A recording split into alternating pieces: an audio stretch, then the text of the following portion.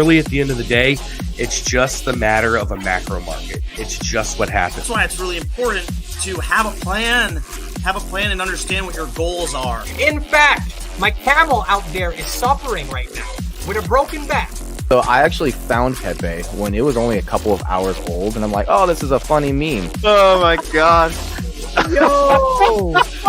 Who is this Degen? The old man is swing trading over years at a time.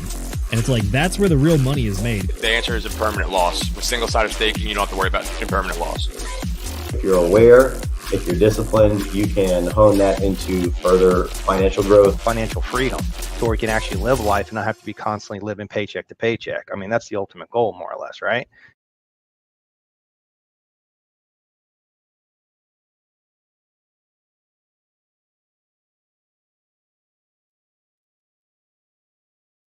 None of this is financial advice, ladies and gentlemen. We are live.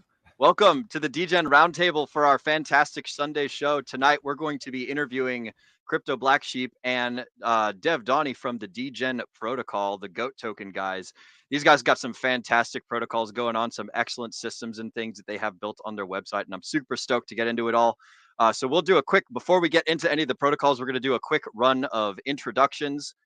For the folks at home who might be watching us for the first time, my name is Will Stevenson. I'm the Degen Roundtable's sort of kind of network guy. I go around and find people and interview stuff, and I do IRL meetups. And I guess I also post a lot of links in chat sometimes, and I chat a lot about silly things. But moving right along, Mr. Zenith, the folks who might not know who you are, can you give us a brief description of who you are, what you do, and what's been going on with you in the near future? And then we'll hop on over to Nate, and then we'll introduce our guests.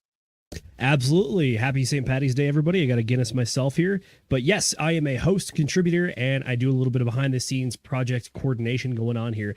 I focus on technical analysis, government and legal analysis as well. And then overall, just trying to put out as much good content as we possibly can. Speaking of which, other guy that puts out great content, Nate. What about yourself? Well, yeah, so yeah, it's my people's day. It's Irish today, right? It's Irish Day today. So got myself a screwdriver for that one. But yeah, we're here to have a great time. I have not heard of this protocol, or maybe I've heard of it. I just haven't studied it. Oopsies, I did not do my own research. Well, anyways, it's good to have these guys here though, because they're going to be talking about it. And it's, yeah, they're I kind of want to bump it over to the asshole in charge to talk first, quite frankly, over here. So Yes. what is up, Black Sheep? Mr. Crypto Black Sheep, can you tell the folks at home who don't know you who you are, what you do, and just a quick little intro and whatnot, and then we'll pass it over to Donnie. Yeah, sure. Yeah, well, I've been in crypto since back in the BitConnect days. Got in about 2017.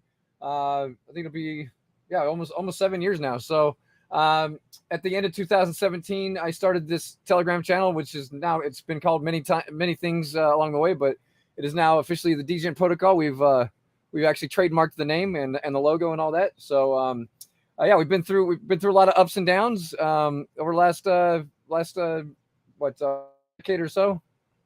But it's been a lot of fun. We've made a lot of good friends. We started off with about 5 people. Now we got about 3,500 people in there, and it's it's a way of life for me, man. I can't see me doing anything else. Now we've gone from BitConnect to Pulse Chain, and now we got such great opportunities. That we feel like this is it for us, and we appreciate you guys letting us come on. Oh no, he might have rugged. So, ladies and gentlemen at home, Uno. That's okay. We're gonna probably experience this a few times throughout the stream, and that's perfectly all right. This damn T-Mobile getting after him, throwing sand up in his antenna and stuff. Mr. Donnie, would you mind introducing yourself on the folks at home, who you are, what you do, and a little bit of that sort of thing? 100%. Thank you very much for having us on here, guys. So I'm Don Function, Donnie D. You can call me Donnie. Basically, I am the developer and engineer of Degen Protocol. I have basically been in crypto since about 2017. Started on Ethereum Classic, where they live and breathe the words "code is law."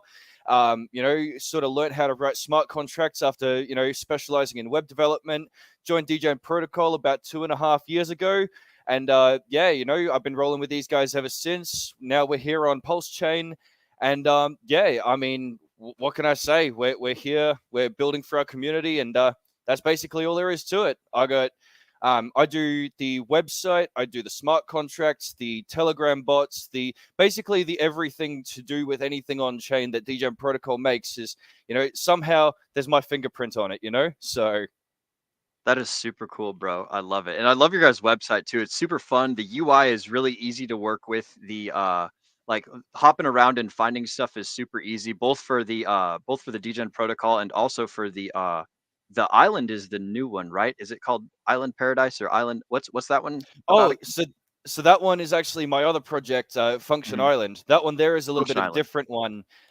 But basically, yeah. So what you'll notice about those two sites is that they are built off of the exact same UI framework. I've got a specific template that I've been building and honing over the last few months, and because it implements all of the basic things that I'd need to make a DApp, then I can just sort of build a fresh coat of paint over it, put the branding in, and then bang, whatever contract is necessary, I've got a DApp for whatever's out there, and that's sort of my claim to fame, I guess, So yeah, Function Island is more like a yield optimizer under construction, but yeah, today I'm going to focus right here on Degen Protocol.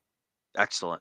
All right, sweet. Yeah. And speaking of Degen Protocol, I guess we'll just launch right into the topics of conversation. Some of the stuff that we're going to be covering for the folks at home. If none of you guys have ever gone to the Degen Protocol before, it is degenprotocol.io, correct? Oh shoot, That's right. Man.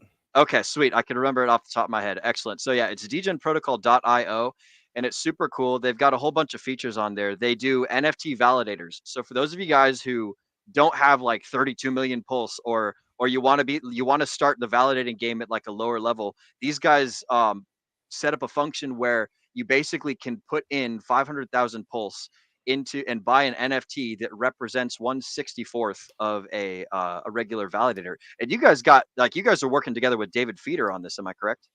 That's right. Yeah. So basically, once we got our initial deployment on Pulse Chain going, which was Goat Token and the Goat Feeder from October through November of last year, December, we decided that our deliverable was going to be the validator NFTs. So like you described, we basically like to describe that a pod or one stake of NFTs is 64, right? So they go for 500,000 pulse a piece. And then, obviously 64 times 500K is 32 million. So that makes a stake. And we actually have David Feeder from validatorstore.com running our validator nodes for us and making sure that they stay online and maintained. So it's been very, very productive. We've got over 2,500 of those NFTs minted so far. And possibly the coolest thing about them is that they actually feature artwork from our community. We actually have several of our people using an AI image generator to generate pictures of goats, right? And so they actually submit those pictures into our Telegram, and we threw those on the validator NFTs. Yeah. So it actually gives there's elements of artwork, there's elements of revenue share because the validators produce rewards, and so we push that out to the NFT holders as Goat Token. And then there's also the decentralization of Pulse Chain, which is ultimately what it's all about. To sum up validator NFTs, I could say we really did that to lower the entry barrier. Like you described before, not everybody has 32 million pulse. Not everybody can maintain a network of computers. Not everybody knows how to do all that networky server type management stuff. And, your stake will get slashed if you go offline or if something happens and you don't know how to recover it quick. So to have an expert on our side and to lower that barrier all in the same bundle, we just thought that was a really good thing to bring to Pulse Chain. So yeah, that was the thing that got me into the Degen protocol at first, because I was hanging out I was a part of the Hex conference, and I think I spoke either right before or right after David Feeder or something like that, and I was chilling in the green room with him and Sticker Guy, and he was talking a little bit about that sort of thing, and then he went on and made a video after the Hex conference, I believe, and that's when he was talking about it. And I was like, "Oh snap! These guys, the Degen stuff. That's part of our name." And then I find out, like, "Oh snap! These guys have been around for fucking like 5 or 6 years or some shit." Like y'all been streaming every day for, let's see, 1,200 and 1,245 1,245, I think. Yeah, 1,245 days in a row. Yeah. Yeah, dude, that's impressive, man. That is fucking impressive. We were glad that we had done almost a year of just pretty consistent Sunday streams, but like 1,200 and almost 1,250 days in a row, dude. That's awesome. Every single day, man. I originally wanted to catch up to Hexologist's record, and I think I smashed it. So. Oh yeah. What's Hexologist do? That's the doctor guy, right? Yeah. I think his record was like he did like 900 or 600, 900 or something like that in a row. But yeah. Okay. Yeah, well, good guy, damn, bro. That's good. Yeah, stuff. I don't know if you guys heard everything I said before I cut out. Did you get my story and all that? Because it's T-Mobile's time, like high network time of day, so they usually do this. But yeah, it's working good now. Well, why don't you go ahead and go ahead and give us a quick rundown for however much we missed. You've been in the space since BitConnect for quite a long time, and you guys have built this protocol more or less after Pulse Chain launched. Yeah, we did a little practice run over there on Kronos because we were waiting for the whole 2 years after we sacrificed for this thing. So we did like a training wheels launch over there on Kronos. We had a different type of contract we were working with over there, and it was okay, but it was but we launched at the top of the market. That was the horrible thing, because then everything just as you can see that at the top of that market everything just crashed and burned. So it was like. But now we learned a lot of and that's you don't always get it right the first time, and that's why some people were trying to say that even like Matty Allen, he was out there trying to call me a scammer on the Hex conference stream. And I was like, no, man, and I met him personally the other night. We shook hands and he gave me a free T-shirt and shit. I'm like, no way, I'm totally, I stand against scammers all the way. I've been all about my community the whole time. We just happened to just launch to the top, and we learned our lesson, and we definitely corrected our mistakes. And this time we had a really good launch. You couldn't have got it any perfect than launching at the very bottom of Pulse Chain, because we got a lot of upside potential. And hell yeah. That's pretty much. Yeah, so I like it, man. I like it. And so I'm gonna rewind a little bit, because I started off with the NFTs, and I should have started with the GOAT token. But before we do that, I'm gonna do a quick round of community shout outs just to highlight all the folks that we got here in the chats. So thank you, Mrs. Producer, for starring these comments. We've got Patton9, let's fucking go. We are Degens. We got Barefoot Clip Show, Bang Bang Degen Gang. I'm guessing he's part of the Vets in Crypto fan group. They like the bang bang. We got Crypto Yeti, the generous winner of the token that ended up, or the ticket that went to me earlier today with the hashtag Dick and Zipper. Right. Good shit, Dre Sims. We got our Dre Sims, the BBC checking in and lurking.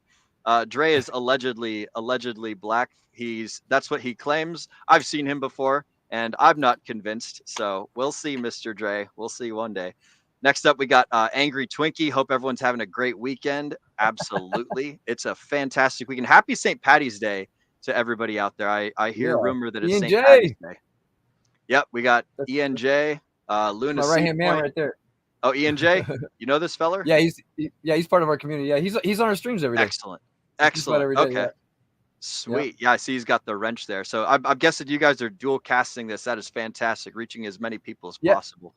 Yep. Awesome. Absolutely. Then we got Luna C Point saying hello. Hey, Degens. Mindatron with the fuck that like button. I like it. And then Daniel Robar. Hi, everyone. Hello, Daniel. It's good to have you. And then Joseph Smith talking about your internet being messed up. Yeah, that's crazy. I love it. So you're getting caught up in all those Vegas sandstorms, and the sun's baking your internet away, and now you're all stuck in everything. Yeah, I feel right at home over here. Yeah, bro. Yes, yeah. Swearing's allowed. We do all the degenerate stuff. We're all Degens over here at the Degen Roundtable and the Degen Protocol. I like it. Fuck yeah. All right, yeah. So the first topic is the GOAT ecosystem. So Zenith, I'm gonna go ahead and turn it over to you, Zenith. Why don't you go ahead and ask away your question to these fine gentlemen, since you've put it so eloquently. Sounds good. So just wanted to start off by talking about the ecosystem as a whole, because you guys have more than just one project or one token that's going on here. So just wanted to open the floor. You have a quick rundown of all the different products and how they fit together. And then the question that I want to ask is, what inspired you guys to build these things, and why did you choose this instead of anything else? You want me to get this one, bro? Yeah, go ahead, Donnie. All right, cool as. So, guys, basically, yeah, you're absolutely right. We got multiple different pieces that work together under this whole ecosystem. First and foremost, we're entirely on Pulse Chain. Degen Protocol exclusively wanted to be on Pulse Chain to get started. So we actually have Goat Token first and foremost, which was launched in October of 2023 alongside our feeder application. So first point to keep in mind is that Goat Token is the core of everything that we do, right? It is minted using single asset backing of W Pulse, and you can redeem it at any time for the single asset backing of W Pulse, right? You redeem Goat, you get W Pulse out of the contract. Okay, so it's single asset backed for every token that is minted, right? You cannot mint tokens without placing that backing in there. Every time there is a mint and redeem, there is a 5% fee on the amount of W Pulse that stays in the contract, and that helps to build up that single asset backing as volume is applied to that ecosystem. So, with this in mind and how that works, we have built every single one of our other contracts to hit those mint and redeem functions whenever possible. We don't generally use the DEX functions to buy or sell our token. Instead, we're focusing on that first party liquidity, and you'll understand why that's important as we explain the feeder. So, Goat Token being the core of it all, we built Feeder as the first thing on top, right? Feeder is a fork of the Elephant Money futures contract, which we brought over here to Pulse Chain, and then we adapted to use Goat as its backing as well. So people basically throw DAI into the feeder, and they earn 0.5% daily on their balance in the feeder. 90% of what's deposited in gets turned into Goat. The other 10% stays in a buffer pool to service claims. Yeah, basically the reason why it all goes into Goat is because of that backing, right? Would you like me to share my? Can I share my screen so we can get a visual on what we're talking about here? Do you guys mind or? We Yeah, go for it. absolutely can. Oh, okay. Please do. Okay, cool. Yeah, let me go ahead and get that up real quick. And we'll just give Real you quick. the visual rundown so everybody can. While you guys are doing that, So big shout out to our boy Antoine in the chat, dropping that $100 super chat. Here's Antoine dropping stacks on us Yeah, all the time. woo! Thank you very much, Yeah. Antoine.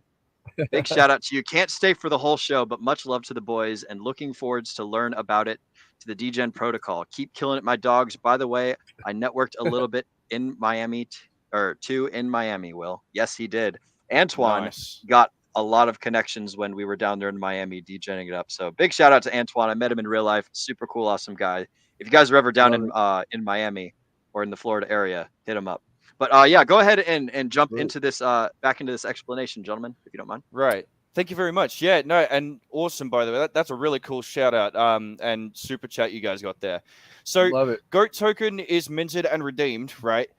In everything that we do, and the feeder does on top of that, right? It does so at a mint and redeem price. Let's go back up the page for a minute, Sheep. Yeah, go ahead. Yep. Right. So you see that top row on the left-hand side in the middle, there's two green numbers, right? 1.3771, that is the mint and redeem price, okay? So people pay 1.3771 pulse to mint, and they get the same amount if they redeem, right? And the other price, 1.3052, that is the price of Goat Token on Pulse X, right? So there's two different price points. Now, as you can probably guess from having two different price points there, if there is enough of a spread, then people start to arbitrage between those two prices, right? They start to either mint extra Goat Token and then sell it on the DEX if there's a higher price over there, or they come along to the DEX, they buy up the token when it's cheaper, and they redeem it for the higher value in the contract. Either way, the end result is that our mint redeem price, it's actually hard-coded to only go up. That mint redeem price will only ever go up, never down, right?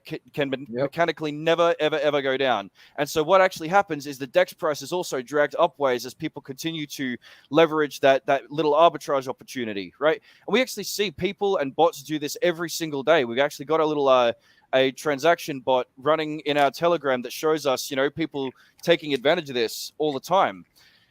Overall, this means that people are encouraged to add more value to our ecosystem, either by minting or by buying and holding Goat or going into the feeder, because it backs everything and it rises with every single transaction. Overall, I'd say these contracts were created to give our community a first place to start when we onboard new people. Being on Pulse Chain, everyone's looking to onboard, and as we bring more people in, we feel that, you know, the best place to put them is going to be something that we grow at home first. So yeah, that's kind of why Goat Token and Feeder and everything else that we build was created. Yeah. Yep. It's like I call it single asset staking on crack, because if you just if you had gotten our ecosystem the day we launched, October 16th, you'd actually be up 37% on your bag, almost, you know, close to 40% on your bag of Pulse in a matter of what, we just hit our 5th month, I think it was, Donnie. So about 5th month. Yeah, 5th month or thereabouts. Yeah, I remember when and I then all you're gonna, and then to redeem it, you're just gonna take the you have a 5%, a 5% max, what do you call tax. it? The the 5% tax, on the W Pulse amount. Yeah. Yeah. Yep. That's super. I remember when I had first bought that stuff, it was something around like 2 and some 1.2 and some change. And so like just watching that number rise up essentially every day it's a really nifty thing you guys got there. It reminds me a lot of the kind of like the rocket pool idea, but different, because it's not it's like it's live. There's no like staking function or anything. It just the tax thing makes it increase in value, and it only goes up. Only goes exactly up. Right. That's it. I love this it. is a really good point of uniqueness for your guys' protocol from what I've seen, which is that because you started out as being like the pseudo pegged to Pulse and it only goes up from here, it's not like you're launching your own token that has to have its own tokenomics, support community liquidity, and everything behind it. You're pretty much just piggybacking off of Pulse, which everyone in this ecosystem pretty much believes in 100%. So this is, in my mind, this it feels like a home run. Yeah, it is. I mean, and you can see like we're actually we actually passed the sacrifice price before Pulse did. So and we're going to continue to outpace it right now. We're at 1767, I think. What is Pulse at right now? It's at 135. So yeah, we're definitely outpacing it, and we will always outpace it, So like when our whole Pulse hits a penny, been down a little bit. At the time we should be at like 2 pennies or something, So you'd be way ahead, just sitting in GOAT. And we're about to turbocharge this thing too with all the new the next product we got coming, which is going to basically just turn that mint redeem function all the time, constantly, every time somebody comes in and out. So, but yeah, that's the gist of the GOAT. Like right now we have 7 billion PLS in there, just about $1 million in liquidity, which puts us, if you look at the charts out there, we're somewhere right around the top. We're in the top 10 to 15 out of the entire chain right now as far as liquidity goes. So last time I checked, I can't remember where we were, but let me see actually. It puts us right. Yeah, it puts us right about where Teddy Bear is, just below Teddy Bear, as far as single asset backed liquidity. So I mean, and people are like, if you look at our, like, we only have 48K on the DEX, but on Pulse X, but this is not where the value is. This is this gives you value because you can arbitrage and you can make money going back and forth between the pools, but the actual value is right here, because that's where people can actually always cash out, even if the liquidity were to not be there. Theoretically, the way I like to express it to everyone is basically, theoretically, if everything on Pulse Chain, heaven forbid, went tits up today, right? And Goat Token was the last thing standing, everyone would still be able to get their GOAT tokens and get some Pulse back for redeeming them, right? That's the effect of having single asset backing like that.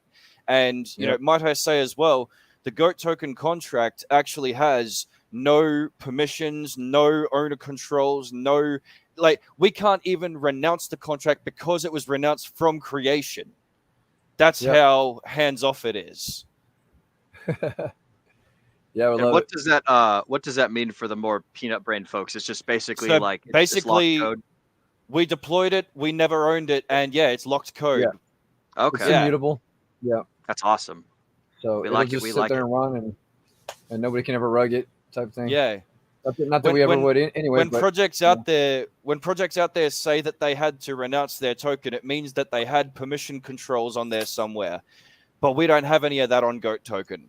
So basically, like I said, it was renounced from day dot, and completely just self runs, and what more can I say? I like it. So can I I would like to run through these little tabs you guys got up on the top. So basically, the first one just describes the goat stuff. The second one, are these in like any particular order of like importance or anything, or is this just kind of arbitrary? It was that one for me was sort of more like a what feels good type thing. Okay. Yeah, that's more of a design choice. Goat token being the first on the left there is it's the first thing that people visit after the homepage, right? Yep. And especially when you squish this down to mobile phone view, it's also the first thing in the top of the list underneath the home tab, and so it goes in order as well. Goat, NFTs, feeder, lottery, LP staking. But yeah, it's all there just to be relevant with one another. If you click on the NFTs tab, Sheep. Yeah, there we go. There we go. So you can see here that this is basically where you get into the validator NFTs. On the right-hand side, you've got your batch mint control, where you can type in how many you want. There's actually a little toggle switch there as well, where you can decide if you want to send those NFTs to a different address. If you're buying a gift for somebody, if you got a wallet that you want to send it to directly without transferring again later, or whatever the case may be, you can send it wherever or just mint it to yourself. And yeah, I mean, there's also the list and delist controls on this page for reselling your NFTs. That's actually probably another cool feature about the NFTs we didn't touch on yet, is we actually have a facility for people to resell their NFTs as part of the validator program too. So what people can do, if for some reason you don't want your NFTs anymore, or if you want out, right? Don't know why you would, but that's up to you. You can list your NFTs for resale. And what will happen is that if there are any NFTs listed for resale and someone comes along to buy some NFTs or to mint some, it'll actually buy those NFTs that are listed first before it mints fresh ones. And so you will receive 480,000 pulse worth of the 500,000 pulse that it costs to mint, right? You'll receive that in GOAT token, and that person that bought or came to mint will actually receive your NFT that you listed for resale. Right? So basically, we provide a way out that serves you and your interest of getting out before we keep, inflating our NFT supply, if that makes sense. Absolutely. And yeah, like I said, when you resell your NFT, you get 480,000 pulse worth of GOAT. There's a 20,000 pulse worth of GOAT fee that goes to the GOAT pen, which again helps to back the feeder application that we'll share about too. Yep, and we currently have about 40, Donnie? 40 full validators running. Yeah, 40 full validators producing rewards and running today. Yep. And then once we get through that resale queue, then we'll eventually get some fresh mints and more pulse to create more stakes. So one quick little point of importance that I think the folks at home need to know about, and I've heard you guys talk about this before, is that if people decide to sell their NFTs, once they put them in the sell batch where it automatically sells them, they no longer receive the rewards for that that Correct. NFT is printing and so stuff. if you choose to list your NFT for resale, you won't get rewards while it's in the resale queue. You need to have it in your wallet to be counted for rewards. Yeah. And then so while it is in the resale queue, is it sending the rewards into like the GOAT pen? Is it sending it to all the other staker guys? It's sending it to all the guys that are holding the NFTs in their wallet. Oh, sweet. So the more people that are in the resale, the higher percentage that I get. That's awesome. Yeah, exactly. Yeah, that's right. Sweet. So That's dump your You can NFTs, cabbage guys. hands out. That's absolutely fine. But that doesn't mean that we're not going to give everyone else a pat on the back for staying longer. I like it. Yep. I had heard you guys mention in one of your streams that one of the things you guys plan on doing at some point, and this isn't in the works yet, is you guys want to create an auto buyback function to where the protocol can buy the NFTs, right? Yep. Yeah. So that actually that comes in. That goes in line with some of my research that I've been doing and a couple of the interesting contracts I've built. One that I call Tsunami Pool, actually. Basically, it grabs Pulse, it throws it at 3 different protocols, Impulse Finance, Liquid Loans, and Pulse X, the LP farms.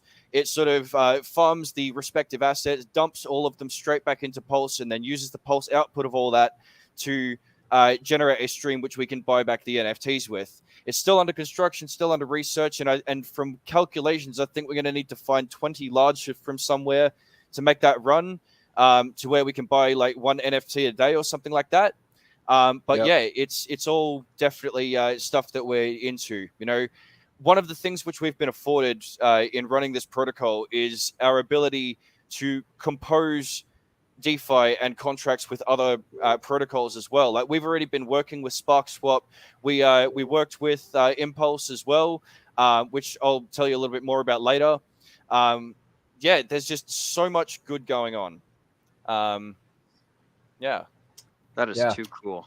We're loving it. I'm going to jump back in here with you guys. So go ahead. A lot of moving pieces in this ecosystem. But why did you guys choose to build off of this instead of any other idea? So we've got Go Token, we've got the feeder, we've got the NFTs. In my opinion, it seems like the validator NFTs is the most novel idea here. So what inspired you guys to go that route? Yeah, well, with the NFTs, it was funny because David Feeders, he's been hanging out in our Telegram for a while, and someone just randomly said in one of the chats, "What do we do? Something about?" And we'd already had the idea in our head, but me and Donnie were talking about it before that. Somebody came up with the idea to basically do NFTs for the validators because David Feeder had been hanging out with us for a while, and he loved he's actually in the feeder, and he likes because feeder rocks the feeder is what we say, and so he was like, I was like, yeah, David, is this something that's possible? Do you want to get back and talk about it? And we had a meeting with them. How quick did we knock it out, Don? It wasn't even that long. Maybe about a month or so. We had everything coded. I shit you not. It literally took us 2 voice chat meetings, which lasted maybe 15 minutes each. The first one was basically a floating of the idea. The second one was like, right, now let's get this thing rolling. And then, by December, we had the thing constructed and rolling out the door. So, yeah. Very cool. That's fantastic. So, I got to say, one of the trends I think I've been seeing in the NFT space in particular is that we're seeing NFT use for a lot more use cases other than just owning a JPEG image. And this is a great example of that because it opens up the validator market to people that don't have, I crunched the numbers today, it's about $4,600 to just worth a pulse chain alone to start the validator on top of all the hardware that you're going to have to get unless you also pay someone else to run it. As opposed to this project, which allows you to have like pretty much fractionalized validators, and you're also paying a small fee of your validation profits to pay for someone else to have the hardware and B, run it. So that's good for me. Do you guys see any other trends in the NFT space as far as like actual use cases? Wait a minute. So Zenith, what you're saying is that all you need to do is buy an NFT to be a validator. Correct. So you're part of a validator. So I'm going to try to summarize this for you guys real quick. Fractionalized validating. Yeah, so it's kind of like real estate almost. You go around, you gather enough people to put in money. Once that enough chunk of change is hit to create a validator node, the validator is created, and then ownership is dispersed into the NFTs. And then you can sell the NFTs if you want, but they go into the queue to get sold out. But the idea here is that you don't need all of the 32 million pulse to start the validation. All you need is 500,000, which is a lot more attainable for the average person. And every 64 that we have minted, we send that money off to David Feeder, and he fires up a new node, and we're off to the races. So we have currently 40 up and running right now. Hey, that's exactly right. The other thing to keep in mind as well, and I touched on this before, is that when you are running your own validators, it does pay to have a specialist, in control of all of that, because if you don't know what you're doing with networking hardware, if your home internet conks out for whatever reason, if you got computer problems, there's any number of reasons why that $32 million, that 32 million pulse stake of for that validator could get slashed as a result of faulty network performance or whatever. Yeah. So we reduced that risk portfolio by doing what we do the way we do it. Yeah, we weren't going to work with anybody else. If we were going to do this, it wasn't going to be with anybody else but someone who really knew what the hell they were doing. And obviously, validatorstore.com is at the top of the list. He runs half the blockchain. So, I think we're in good hands with David Feeder. Yeah, David Feeder definitely seems like the guy for this. But also, just to double tap on the point, if you are running your own validator, if your validator goes offline for any reason or has issues, it's not like you just miss out on profits. My understanding is you actually get penalized for it, as in you will start to go negative. That's what I mean by slashing. That's what slashing is. You will lose PLS. That's right. Exactly. Yeah. So when we I'm going to try to pull what I remember is when you guys actually do have an NFT, the validator share that you get is about 80% of the total revenue, right? Yeah, Yes. we disperse 80% out to our ecosystem. The other 15 goes to the goat pen as goat tokens, and the goat pen is actually what backs the goat feeder. That's where all of the goat feeder collateral is stored, right? So the validator NFTs are also supporting feeder and its sustainability over time. Core principle in that thinking is the more goat token in the goat pen, the easier it is for us to over collateralize people's deposits. Thus, we can pay out balances and profits with more sustainability over time, right? But yeah, so basically, the other 5% gets broken between David Feeder, King Cos, who also helped us with the contracts, and I think the rest is actually still thrown into the goat pen anyway. So. Yep. That makes perfect sense. So I guess it's like a top line summary for anybody that wants to buy a validator NFT. Understand that you are sacrificing a very small amount, like 20% of the validation rewards. However, 15% goes back into the entire ecosystem, which you did just buy into by buying a validator NFT, and then about 5% goes towards the actual project founders. And as it's the tax or the cost, so to speak, of using the product. You're still making money, exactly. but there's a small fee skimmed off the top to help pay the people that put it together. Exactly. We needed to make sure that David was able to cover, equipment costs, electricity, that sort of thing. There's always going to be a cost associated with that sort of thing. So, yeah. I know many Bitcoin miners out there can agree with you that like electricity cost is a thing, but for the average person that doesn't actually do validation or run nodes or run Bitcoin farmers, they don't really take into the account the cost of electricity because it's kind of just that bill you pay on a monthly basis and not give a whole lot of thought to. So this It really is this good is too. Oh, go ahead, Nate. Go ahead. I was just going to say that this protocol is absolutely fantastic when it comes to actually building new validators. Then, because quite frankly, with you participating in it, then funds the guy who wants to build more of them, which means it becomes more decentralized, technically. Yep. Bro, I remember when this stuff first started coming out. I was like, whoa, this is nuts. This is crazy. I posted it in our little crypto casino chat where we talk about our little degenerate plays and everything. And I was like, I don't know anything about this. It sounds like a total like crazy balls out idea, but I'm gonna fucking give it a go. And I bought a shit ton of the NFTs, and it's been smooth sailing ever since. I love this NFT thing. And one of the cool things is, so you guys were talking about that 20% tax. You can actually capitalize on 15% of that tax if you participate in the goat feeder. By being a member of the goat feeder, then you get to reap the rewards that is like the system keeps building itself up. It's kind of like just a flywheel that keeps getting more and more momentum as more and more people use it. Exactly. Absolutely. And I just want to grab that question out there from Luna Seapoint as well. There is no cap on the validator NFTs. That's actually the unique trait about our NFT contract is if you have the pulse to mint it, we'll definitely take it and give you an NFT to represent it. It's just a slice of the pie, right?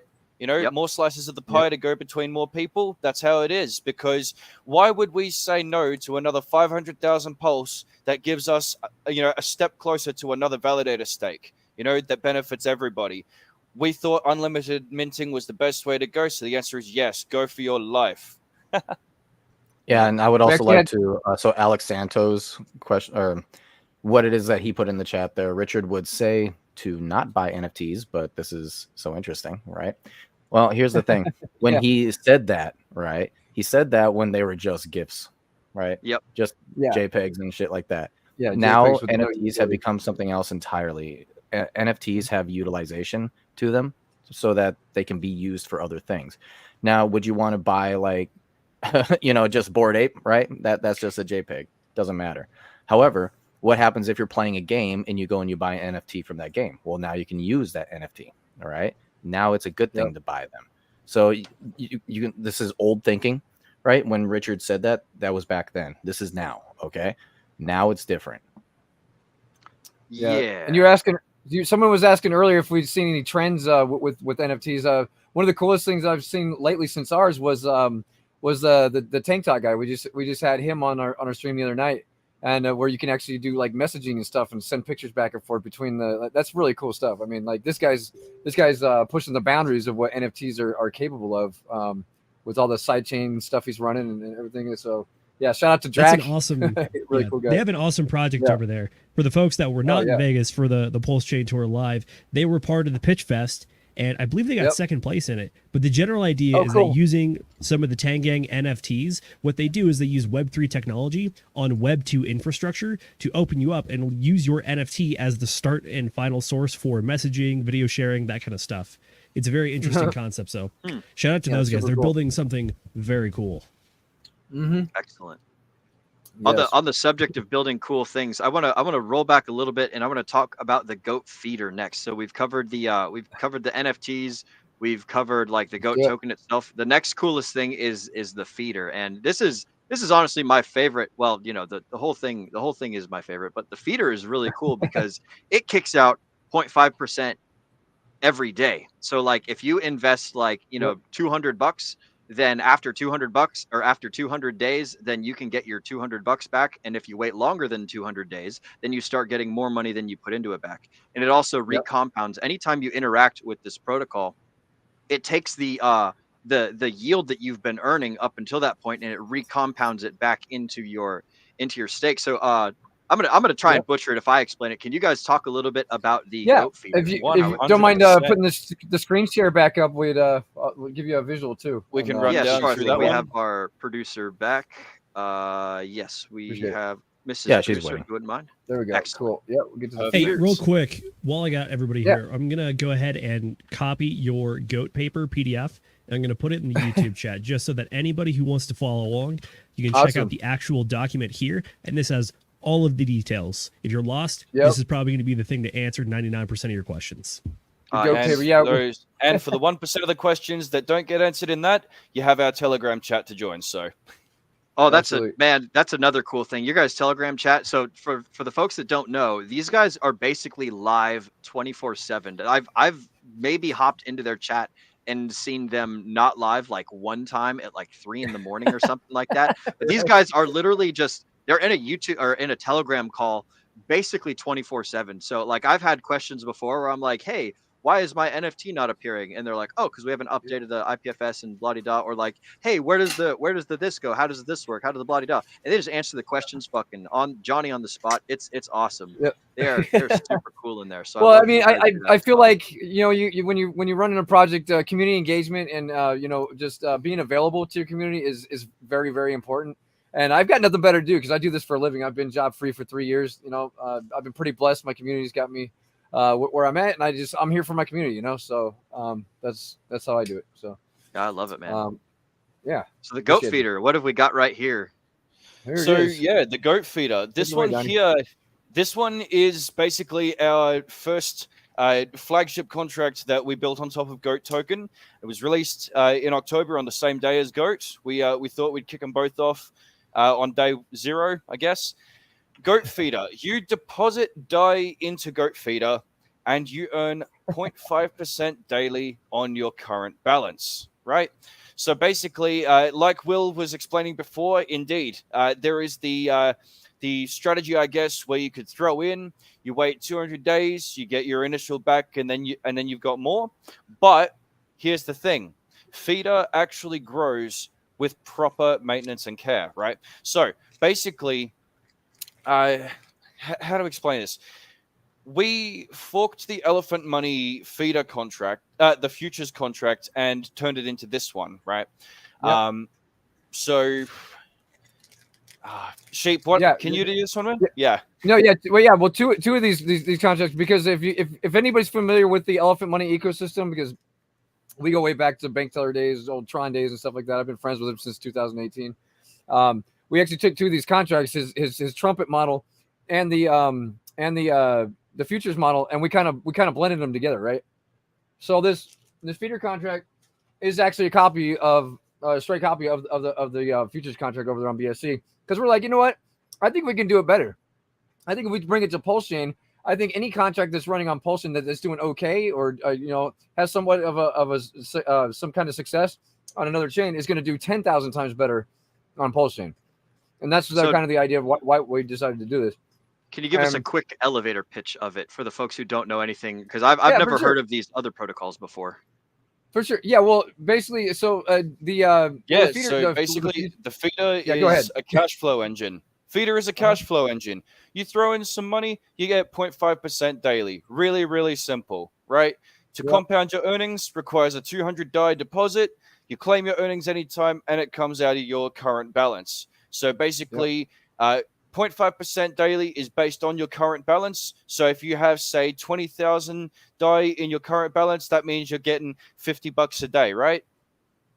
Is that right? $100 a day. No, $100 a day. $100 a day. There you go. Yeah, Sorry, my math is right off now today. I'm getting $50 a day with my 11,000 in here. So There you go. I have my last action was 5 days ago when I did my last compound, and now I've got $295 here ready to print out. And the thing about this, because a lot of people say, "Oh, this is a Ponzi, whatever." The way we squash that is this is not a Ponzi because it's based on the price appreciation of Pulse, right? This when somebody comes in there and they deposit, it's actually making an investment into the longevity and the price appreciation of Pulse over time. So 90% of your deposit is going to go into the goat pen, which actually just sits there in goat. And just as the price of Pulse goes up, this naturally goes up, and this plus this right here, which is the other 10%. So 90% goes in here as goat, right? And then the other 10% goes in here in the buffer pool, which kind of takes the smaller like payouts where the smaller guys are taking out like anything less than 1% a day. We'll come out of here. If it's over 1% a day, it'll come out of here out of the big we call this our treasury, our Bertha type treasury, and this is what grows the most value over time, right? Because this is just DAI. This is just DAI sitting in US dollars the whole time. This actually has the backing of GOAT, and being that it's back with PLS, it goes up in value. So it's kind of right. And see, the point that I was raising before is that when we have more GOAT in the GOAT pen is exactly how the yield how the yield grows for this for us to be able to pay out, right? Remember how I explained that every application and contract that we've built on top of our ecosystem here hits those mint and redeem functions of GOAT that puts that 5% fee of W Pulse amount handled on that GOAT single asset backing. That's exactly how we're able to do what we do, right? So what this is seeming like to me right now is Hold on, Nate, this seems like something you would want to do during the bear, right? Yeah, when this things is are very going much down. a bear market type thing because exactly. you're building your balance very steadily using stable coins. You know, a lot of people do like to rest in stables during the bear, so this is a good way to make regular deposits of your stables, and then you get that cash flow effect of that 0.5% daily during the bear, and then as the bull's coming in, you've still got that flow coming back into your wallet every day, so you don't have to move assets around or juggle between this token, that token while everything's mooning. You've got that extra print every single day coming from the feeder if you need it, Yeah. Okay, so absolutely. Fox Mulder, I would like to address your question then. What if Pulse tanks? So basically what they're talking about here is that this here is kind of like passive income for when you've got enough that you can constantly take out and like pay bills with, right? That's what they're saying. This is going to be one of those things that you want to do when prices are going down. You pull out in the stables, and then it's like, okay, what am I going to do with my stables? Right here. Just throw them in, passive income. And we actually have a game plan. We have a game plan for the whole Pulse tanks. One more thing, Sheep, and then I was going to say, if you can scroll down for me, you see down the bottom there where it says DAI deposited 226,173. That's how much DAI is basically put in by everybody right now. That's everybody's balances added up together right now. You see that USD TVL? How that's almost double that number. Right, that means that right now, if we needed to for whatever reason, if feeder needed to come down for whatever reason, or if we felt that it needed to come down to pay everybody out, basically we'd be able to pay everybody's balances and still have change left over, And I think that sort of leads into what Sheep was going to share as well. That's exactly what I was going to say. You took the words out of my mouth, Donnie. Yeah, we do have a contingency this is the one part of the contract that we actually do have admin controls over, because we don't want anybody to get screwed in this. When we get to the top of the bull market and we feel like maybe she might be a little tipsy or tippy toppy, and we need to make a move to make sure that everybody gets at least their investment back. And we feel like we have at least a couple years to play with this thing. for it to go. And I feel like this thing's gonna go. It's like the numbers here. Once Pulse really starts moving, because it's already been mind blowing to me. Once Pulse starts knocking off zeros, you're gonna see this thing grow exponentially, right? Yeah, yeah, it is juicy TVL, right? But this is the one part of the contract that we do have control of, because we do not want to see anybody get fucked if we do end up, we end up in a situation, right? So this is the one part of the contract that we do have control over. We can take this at any time. We can just take this and cash it out, and this number right here will be taken care of. Nobody's going to lose. That's our one goal with the feeders, to make sure that nobody loses. With this, we didn't want to renounce this part of the contract for a reason, because of that, because of the what ifs. You never know. This is all experimental too. I mean, we started off with an experimental idea that's actually really working well. Five months in, we got a guy in here who deposited $50,000, and he's making like $2,700 a month, and he's not even touching this. Like, and we also have stats here to prove. Actually, this I don't know if you want to share this out there. You can actually keep an eye on our treasuries and stuff like that, because this is all public record too. This right here is actually our. You can see the growth that we've had.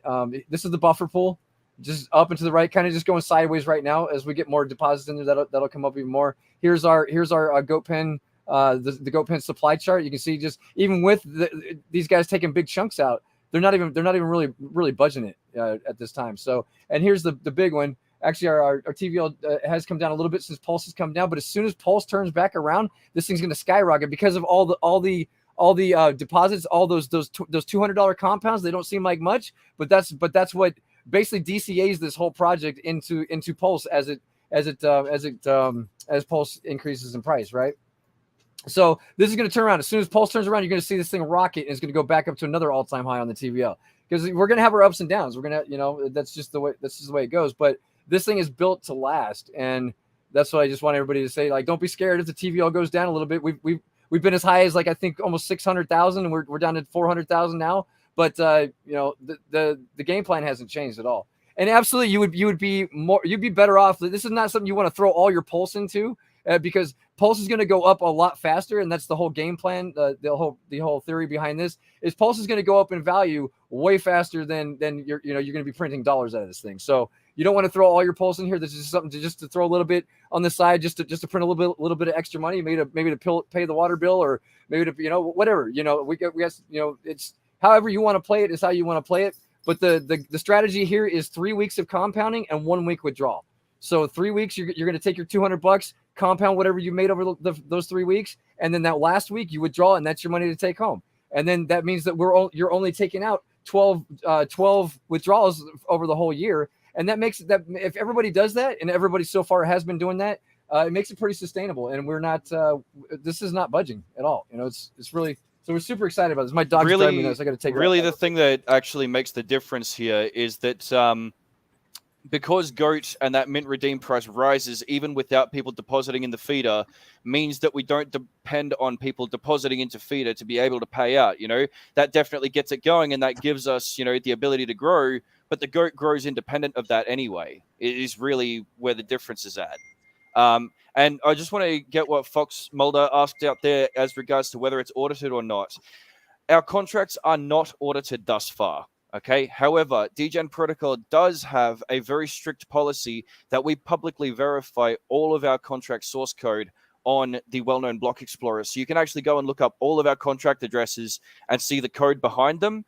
And on top of that, again, just to mention, the GOAT feeder is built as a fork of the Elephant Money code from their application Futures. So I do believe they actually carry an audit for that one.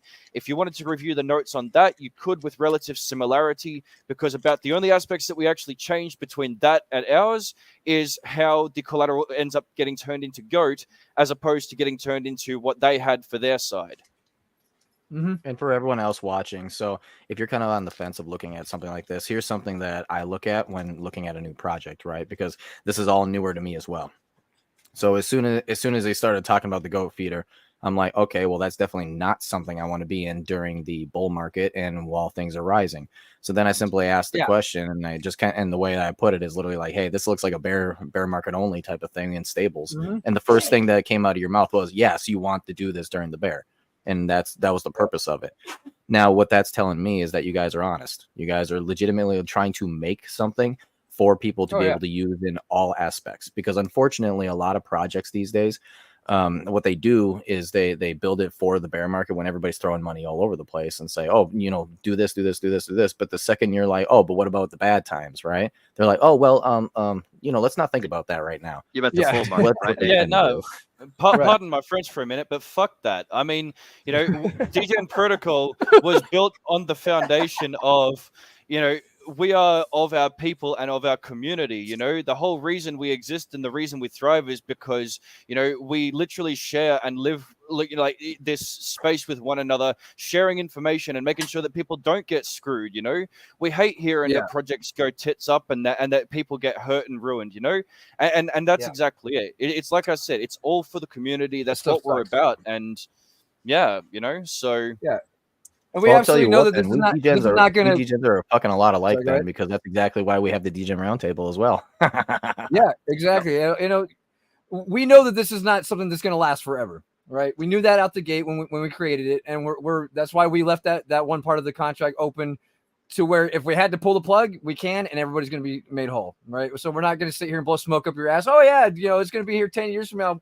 Who knows? I mean, if Pulse goes to a penny plus, I mean, this thing could literally run just with what it's got in the tank right now. It could run for, I mean, I've done the math, I think like 5 years or something like that, you know, like, so, I mean, we do see it running quite some time and people are going to make a lot of fucking money with it, but to run forever, no, it's, you know, eventually the compounding, everything's going to catch up. And yeah.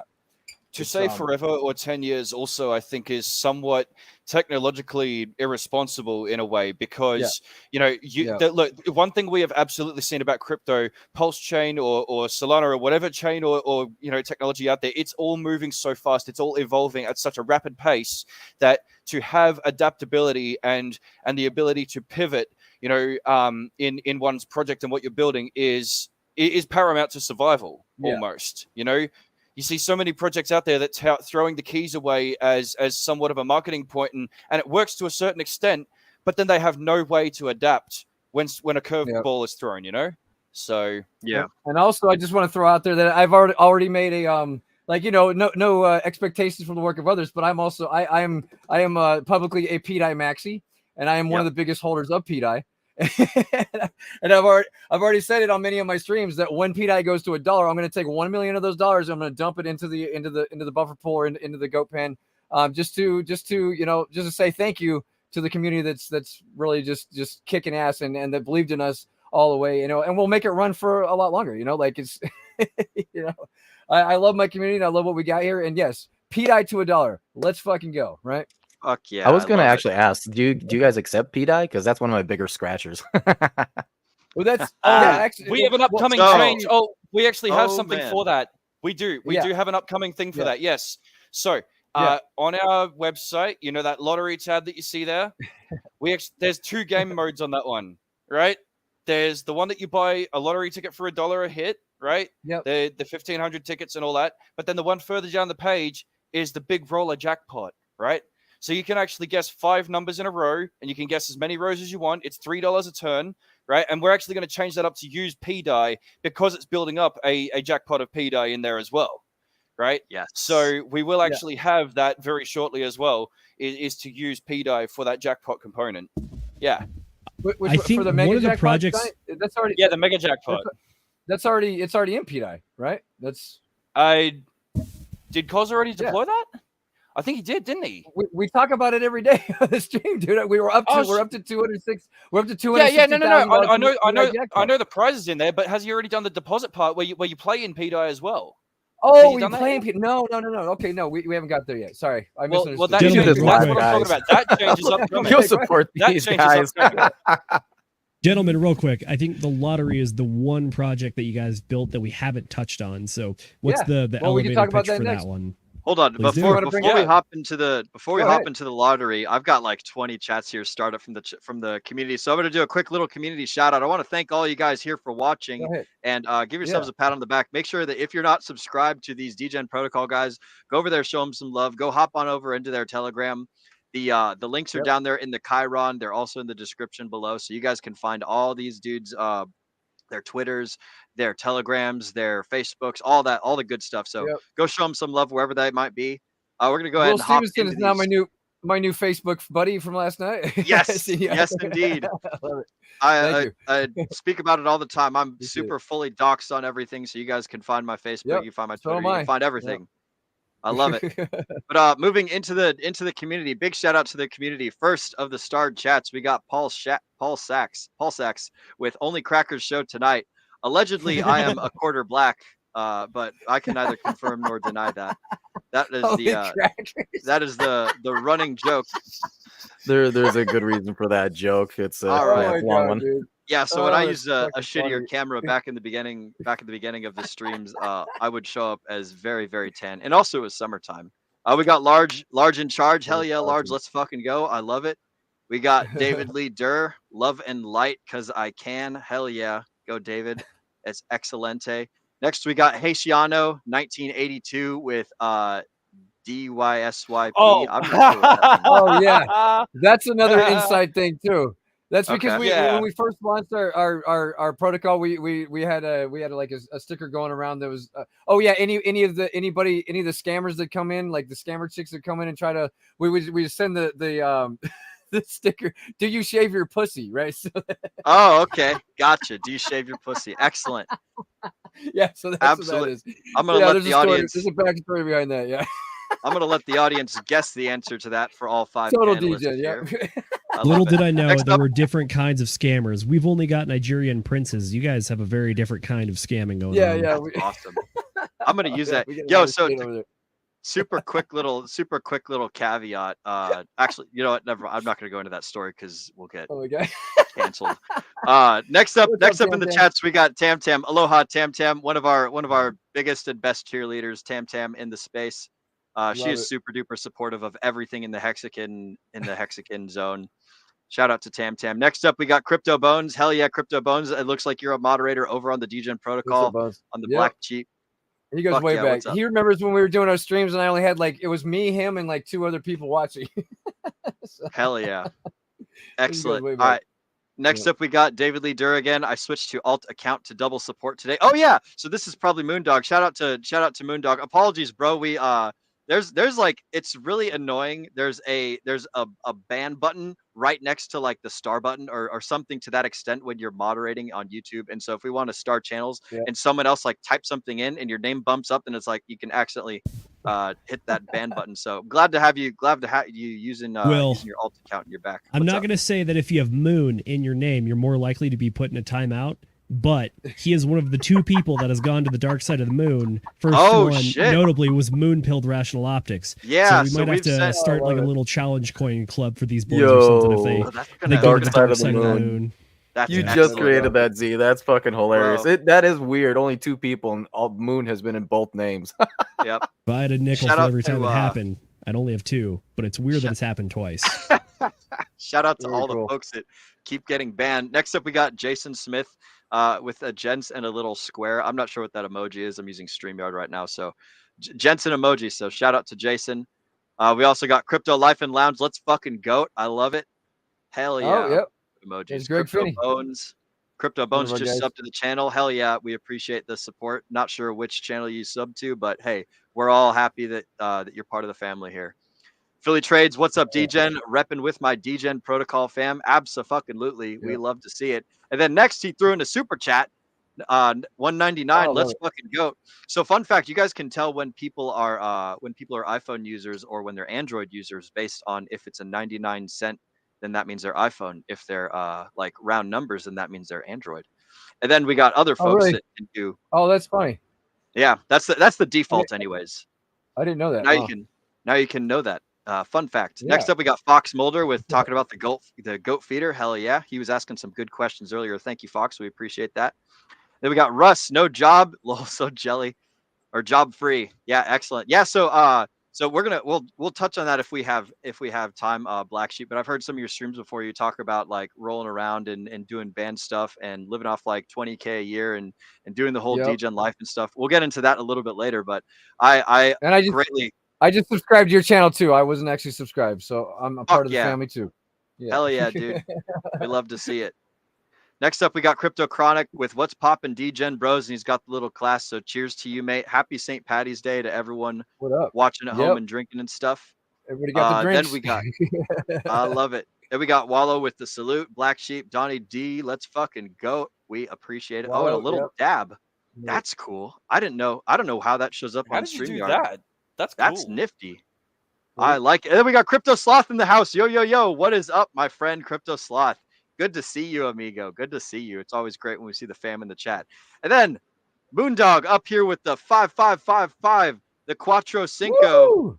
The Quattro Cinco super chat. I love it. Shout out to you, Moondog. Accumulation tool for eyes. Oh man, these are a lot of emojis. For I see monkey. Oh, is it monkey see monkey? It's see no evil, hear no eyes evil? to see, ears to hear, and Okay. y/patient. Oh man, dude, Moon, you've got some excellent emoji usage, bro. And sometimes I feel like I'm reading Webding's chat whenever I read your messages, but I fucking love it, bro. You're so unique, so unique. Right. Super appreciate the forthright integrity for the system as a whole, and then he's got the yin yang with the way right in the middle. I appreciate it, Moondog. Yeah, these guys got some fantastic integrity and some excellent projects that they got going over there at the Degen protocol. So absolutely. Then we got Hexkin Lost in Asia, present and accounted for. No AWOL, no UA for this man. There is no AWOL in the Marine Corps. So shout out to our Marines lost over in Asia. We love to see it, bro. Semper Fi, all that good stuff. And then Philly Trades. Oh, never mind. I'm not going to read that one. That's in the chat. You guys can read that on your own. All right. So where were we? What we were talking about? We had covered the goat feeder. We covered the NFTs. We covered Lottery, a little bit of the baby. lottery. Yeah, let's go over the lottery a little bit. So one of the things that I love about your guys' stream is that Crypto Black Sheet over here, in his benevolence and his generosity, he's always giving away tickets to the lottery every fucking stream. Yep. This guy is spending money, sending it out to the community, buys Yep, one for himself, right out of and my then pocket. takes it out. Yep, I love it. I love it. And this man's living in an RV, so shout out to the mobile lifestyle. I super duper appreciate that. I'm in a shipping container right now myself. For those of you who don't know, I live in a shipping container, and so I can totally relate and appreciate the mobile Oh, and yeah, simple that's cool. lifestyle. Oh yeah.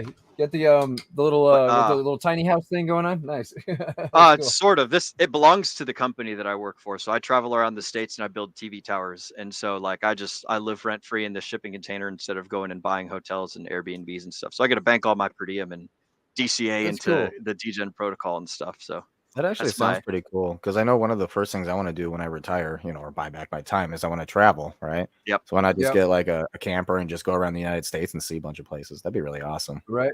It sounds that's the way cool to do because it. I'm doing a good job selling it, but it's actually it's quite stressful and it's very like you live on the seat of your pants. I basically live out of my truck and I live out of a shipping container and hotels and stuff. So I've learned how to be very adaptable on the road. But enough about me. Let's Yep. talk about this lottery, guys. do Zenith, it. what was Did you the wanna- questions that you had for the lottery? Just for the lottery, want to ask the why? Why make a lottery? I mean, obviously, I think Well- part of the answer is probably going to be fun, but why the lottery as a part of this whole portfolio? Realistically, engagement was the primary directive on that one. While we Yep. had the live stream we have the live stream every single day, and we love looking at the stats of Goat and Goat Feeder. Really, we wanted something extra on our platform that would help to draw more people in, at a much cheaper margin, and what not a better way to do that than say, hey, give us $1, maybe you win, So we built the lottery Right. system out. That's it. And then the way that it was sort of built out is just one that meant that, every single day, like you guys pointed out on the live stream, Sheep will buy one for himself and then one for a lucky audience member, maybe several in a day if he's feeling good, but really me a it's little- all about the engagement. Yeah, and it gave me a little bit more content because now I do my shorts every day, and the goat has the magic word every day, right? So it's That's it too, yeah. The social outreach, because like every single day there's the shorts with that Sheep does, and then that lines up with the video of the day or the live stream. It's it's really You helped wanna- us to expand the audience that we're broadcasting to. If you want to show the awesome- screen again real quick, we can run through it. Go for it, yeah. I And, was gonna say that's a really do a good little rundown. good idea. I know I'm guilty of this sometimes, which is I try to be the white collar suit and tie approach to onboarding people, but at the same time, the crypto space, there's tons of room for anything and everything to go on. So using a project like this as just like a bit of a fun, but also a reason to get eyeballs on the screen or to follow you makes complete sense in Yep. that regard. Absolutely. Yeah. I So love it. basically, we reached out to our good friend Koz to help us out with this one, and he gave us the basis of what we built our lottery out to be. So the idea is that you buy one ticket for $1. There's 1,500 tickets sold each round, and once the round is concluded, one lucky winner wins 1,000 die. And yeah, basically it works out that the other 500 goes through to the goat pen every time someone buys the tickets through those gradual portions that are cut away. So yeah, each round just issues out a 1,000 die prize. You can see there's 882 of them remaining right now. Yep, this is our second round. And the first round was kind of funny because Donnie actually won it, but he had the biggest stack. He was like the biggest buyer, so he actually won it. But he gave most of it back, and I just basically just doubled the payouts or the giveaways every day. I do just want to put it out there. When I did have that win, I actually sent 100 die straight to Sheep, saying, "Yo, dude, use this to buy tickets for people on the stream now." And then I actually sent a further 250 die worth of goats straight to the goat pen as like a, hey, boost the collateralization type thing, We have fun with it, it just gives us something to do every day. It gets people are in there doing their hashtags, because we have the StreamYard giveaway tool thing we use. And people, I think people like it for the most part. I don't think anybody's had a single complaint about it. It's just kind of something fun that just gives us a little bit more to because our streams, you can only talk about, the goat token and this and that so much, every day. And then we went, so we added that, and then we also switched this up. So this is what we were talking about earlier, the mega jackpot down below, where you can actually pick five random numbers. And when Pete hits $1, I have a feeling that people are going to be trying to get this jackpot, right? Because it's already at 260,000. It could go to $1 million, by the time Pete hits $1, and that'll be $1 million that somebody could win with just 5 lucky numbers, And I feel like this is gonna get crazy. It hasn't really seen its day yet. I think it's going to see a lot more, and then a little bit of each ticket bot goes into the goat pen to help sustain the treasury. It's not a whole lot, but it works, and every little bit helps. This is a lot of fun. You guys have really come up with a lot of fun stuff with this. Yeah, we wanted DJ Playground, right? Yeah, no, that's exactly what I was about to say. This is one of those things you're like, hey, why not? Let's have some fun with this, and you literally just start making it. Exactly. It's all about fun, man. We just love to have fun. As you can see from my short videos every day, I love to have fun. I'm a crazy fuck.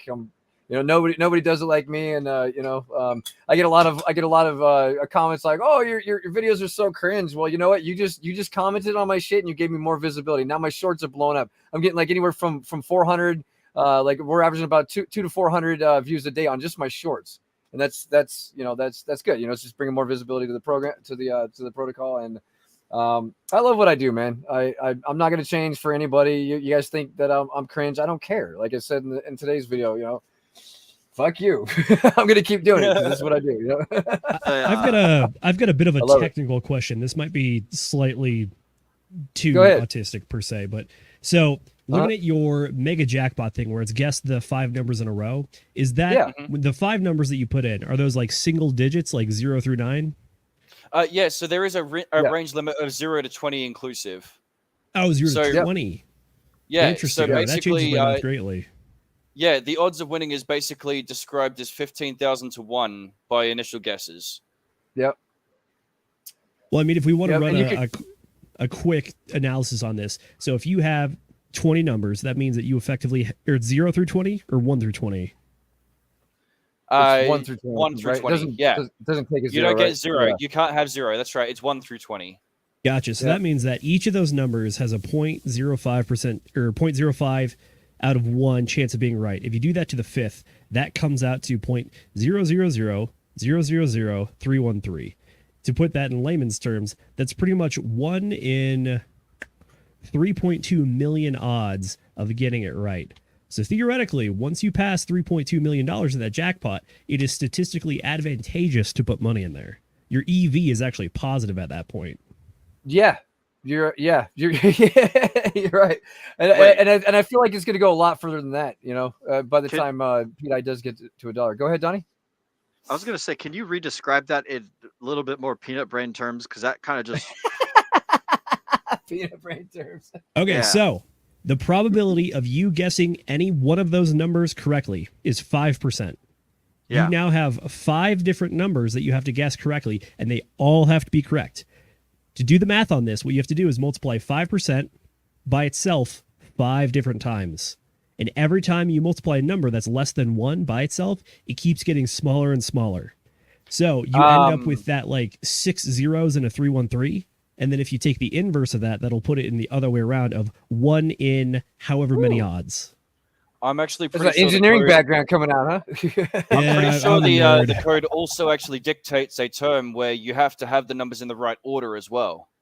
Oh, There we go. fuck. That's another thing. Now we're talking about Oh. permutations versus combinations. Oh, so this make. Oh, Jesus.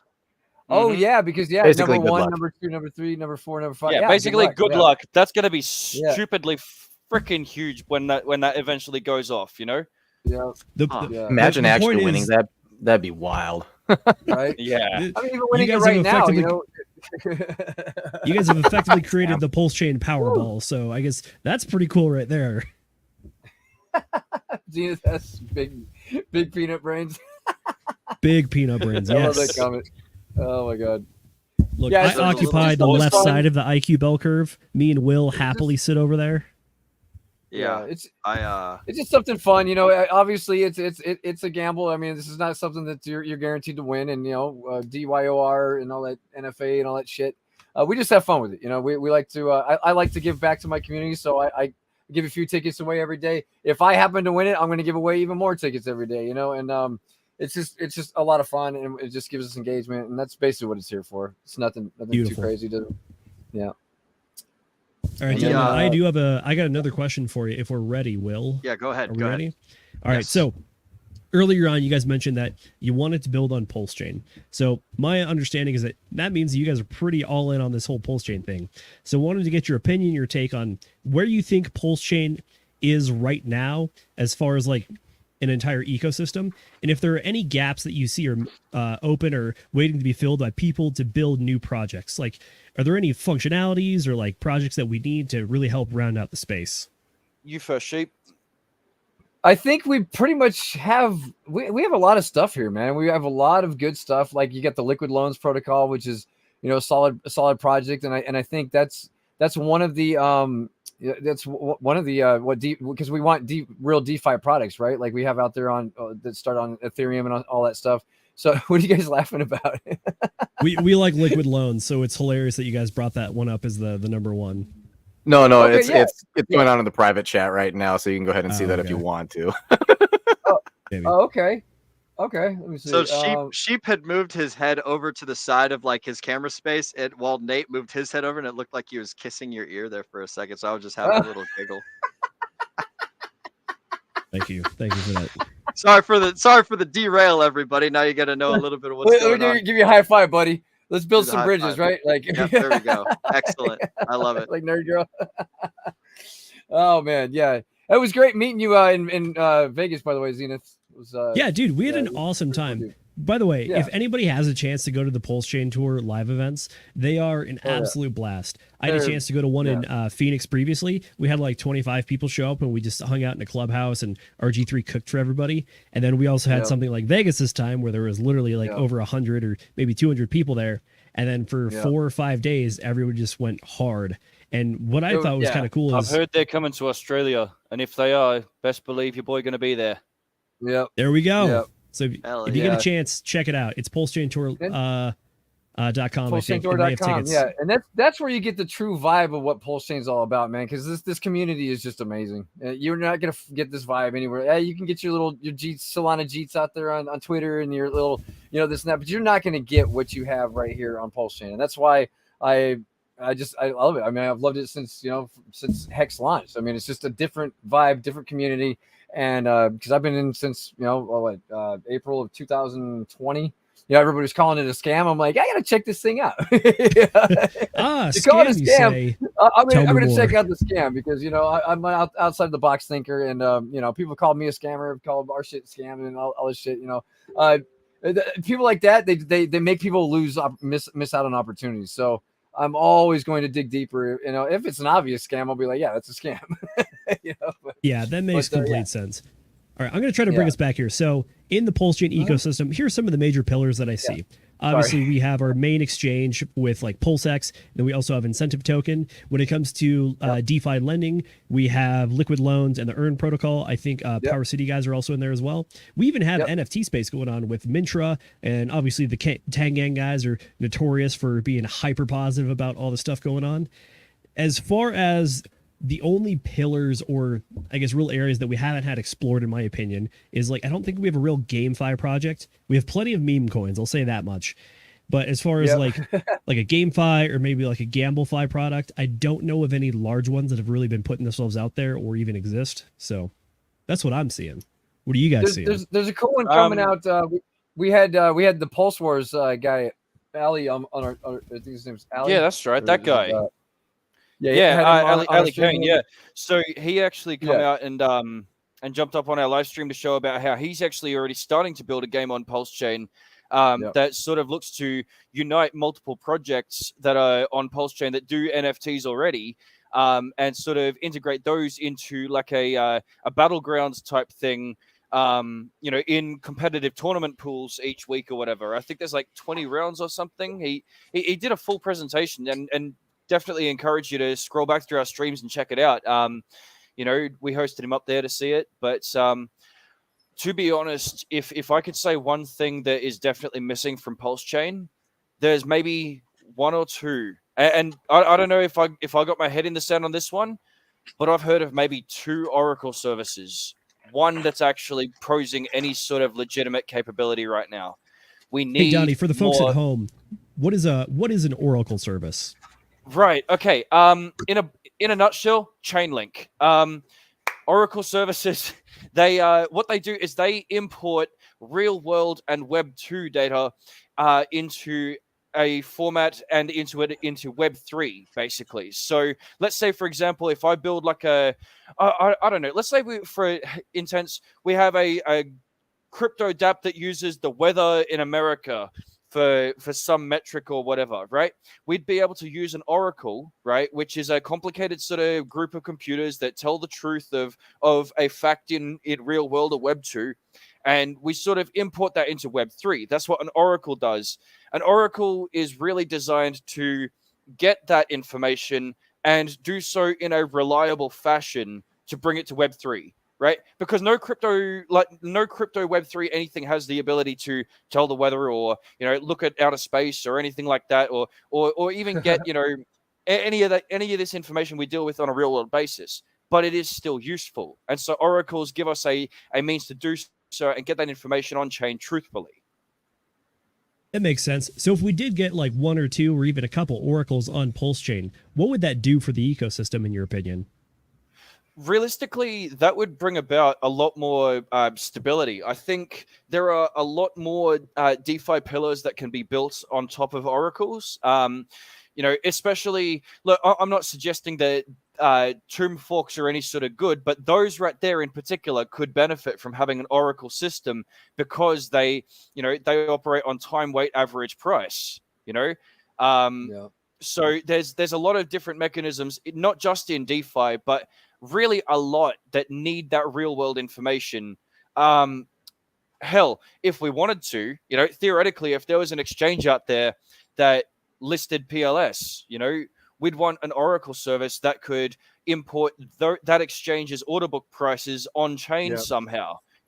That might also be useful for like an arbitrage platform or an aggregator of some kind, but we need oracles to do that. And like I said, I think we just need a little bit more legitimate force behind that sort of thing. Makes sense. Just as an example for the folks at home, an Oracle service is something you could imagine is like, how much you hate having to actually use an insurance company where you have to go talk to them and haggle with them, be like, oh, is this covered or not? Instead, imagine if you're a crop farmer and you have some sort of weather insurance. An Oracle service could basically be a barometer or a thermometer that says like, hey, we are your insurance company. We create a smart contract with you. If you have 5 days in a row that are below freezing between the months of like March and September, then we're going to pay out your insurance premium for you. So pretty much you use the Oracle to determine and read the weather and the temperature, and then the smart contract takes that information, and if those things are triggered, you just automatically get paid out on the blockchain. That's the kind of thing we're talking about here. Yes. Love it. Beautiful example. Wonderful. There we go. And I think over time we're gonna have more and more stuff built, and we're just in the baby stages of pulse chain. So it's coming, and right now I love what we have. You know, I don't think we need it's just gonna, if you build it, they will come, and we got one of the best platforms, best communities that we have out there, and they're gonna come. They're gonna come. The floodgates are gonna open, and yeah. Hey, you got Degen protocol. What more do you need? Let's go. Degen Roundtable. That's true. Put them together. Right. Yep. We got the Degens, meet the Degens. I love this. It's really The cool. idea of if you build it, they will come, I think is especially true on Pulse Chain. I have seen more people excited to build on Pulse Chain than anywhere else. And I think part of that is because it's pretty much Ethereum infrastructure, but just run much better because we have faster throughput time, cheaper gas fees, and honestly, just a community that is very just rabid about being in the space and being involved. Something I will tell you as like one of those developers that's like out there building and deploying things like this. It is like, honestly, despite that we have a lack of these infrastructure things right now, Block Explorer, you know, it has been an absolute delight to build on Pulse Chain. It is easy, it's fast, it's cheap. What the hell more could you really ask for? You know? That's true. Right. By the way, I did want to ask you guys this towards the end of the stream, which we're getting to a little bit now, but for anybody out there that wants to start building a project, how do you get involved in that? Do you need like certain education, training, so to speak? Like what was your journey into building Web3 applications? So realistically, I started out like with a fascination in high school of like building websites. You know, it started all with like how my favorite website was put together. I eventually started investigating the code behind it. Like, oh, if I change this tag to say this instead, well, what happens to the website? And so really, I taught myself how to code through trial and error. You know, websites were just cool. You know, I figured, I don't know, in my own head at that time, if you had a website of your own, you were cool. You know, so I learned how to build websites. Eventually, I bet you were building up mean MySpace pages back in the day, or was that before you got into that it? was before my time, brother. That was before my time. That's funny, right? It's funny. I feel so old now. I know a few of us here had MySpaces. You're not alone there, Black Sheep. Right? Hey, I know what MySpace is. You know, just never. No, but that's where people always had their pimped out profiles and shit. We're like, how did you do that? Oh man, I did hear about to pimp out your profile. Yeah, it was crazy. Did you guys ever become HTML. Sammy's friend? Did you guys ever become Sammy's friend? Sami or Sammy? I mean, Sammy. I've confirmed my friendship. Sammy Chica? Oh, no. Okay, that was a MySpace thing. So way back in the day, right, there was this guy named Sammy who was actually like, he actually got in a bunch of trouble legally because he wrote this piece of JavaScript on his MySpace that if you viewed his profile, it'd friend all of your friends with him, and then it'd copy the script to your profile so that if your friends viewed, he'd get he was the biggest friend list. Like, he had the biggest friend list because of this auto JavaScript thing that would copy itself across people's MySpace pages. He used some exploit like a and the whole cross-site scripting, right? Cross-site. Yeah, that's it. Cross-site scripting. Yeah, and so the whole exploit, he actually called it Sammy. Sammy is my friend. Yep. That's kind of hilarious. That's like the first like MySpace almost virus kind of. But that's an interesting functionality. Yeah, because like once upon a time, you used to be able to put your own custom JavaScript on your profile page on MySpace, right? And so he worked out how to write the code that would auto-friend and then copy that same code to your profile. You know, so it's pretty genius shit. Interesting. That's awesome. Nobody caught that one building that shit. Nobody got it. So Donnie, it sounds like you're a bit of an HTML OG, if you say. So how do you go from the archaic HTML to Web3? How'd you get there? Okay, so my history is a bit blurred, but really quickly, it goes from HTML. I got into like Visual Basic, making Windows programs for a while, actually making the web browser as opposed to the web space. Then shit.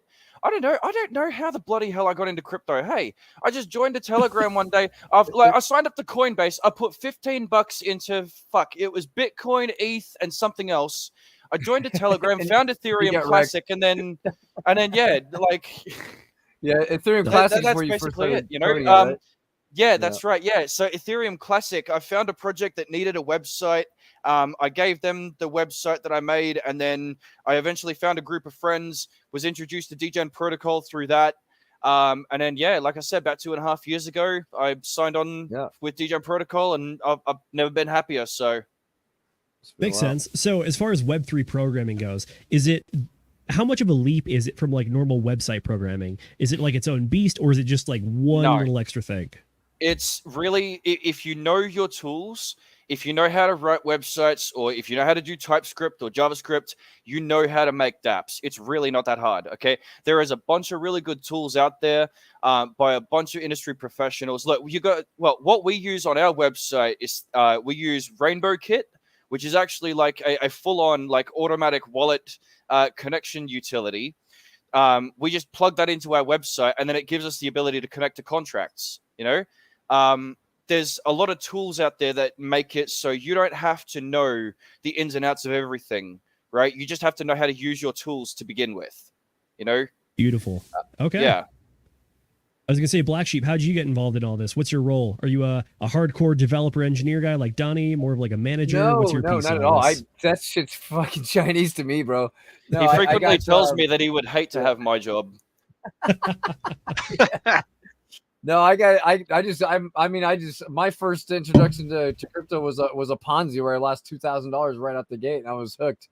It was almost like because I'm born and raised here in Las Vegas, so like gambling was my thing until I found crypto. I'm like, I don't need gambling anymore. I got crypto now. So yeah, it was kind of just one thing to another. But yeah, it's been a fun journey, man, because just seeing the evolution of crypto, where we had the Web 2 stuff where you'd have to send your money to somebody and they'd have custody of it, and you just pray that you get it back.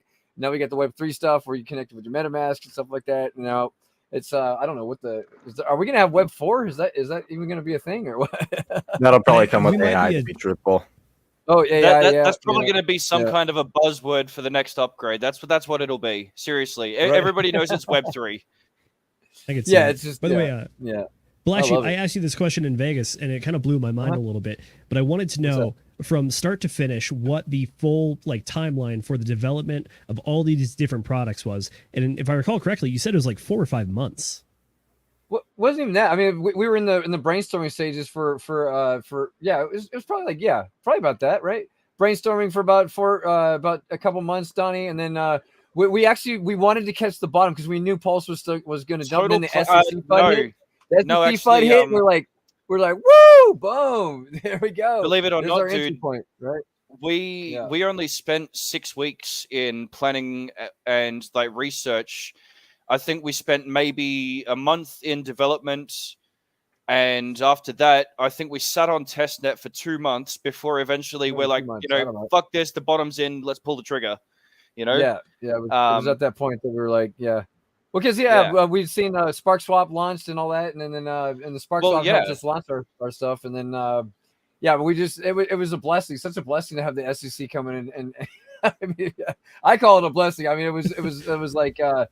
It was like such a great price point to get in at, and to launch a project from down was just perfect. So look, we're right there with you. We're not thankful to the SEC and Gary Gensler too much, but I mean, he did kind of do us a little bit of a service on that one to really shake out some weak hands and give people a great DCA opportunity.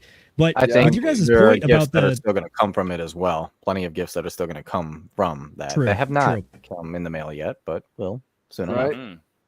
With your development timeline, as an outsider looking into the whole like tech development process, that just seems like it blows my mind. I think a lot of people out there probably look at these massive projects, especially something like your guys's, where you have multiple projects in your wheelhouse, and then to say that it only took 4 to 5 months and like 6 weeks of that was actual production, and then the other like majority was testnet. That sounds that almost sounds too good to be true. I think a lot of what lends itself to us and our ability to do that so quickly is that I do not deviate too far from battle-tested work. You know, it's like we've explained throughout, multiple of our contracts already.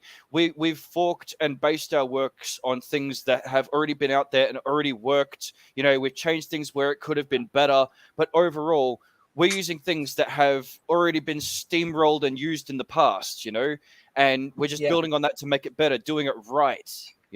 Yeah, and I think that's where I came up with the 4-month thing or whatever, because we were actually keeping an eye on I mean Elephant Money's success for a little while, and that's where we're kind of saying, hey, we started throwing darts and saying, hey, what if we did this, and because I mean, once you have something that, like you said, is battle tested, and it's proven to work, it's going to work even better on Pulse Chain. That's where we because Pulse Chain is the shit.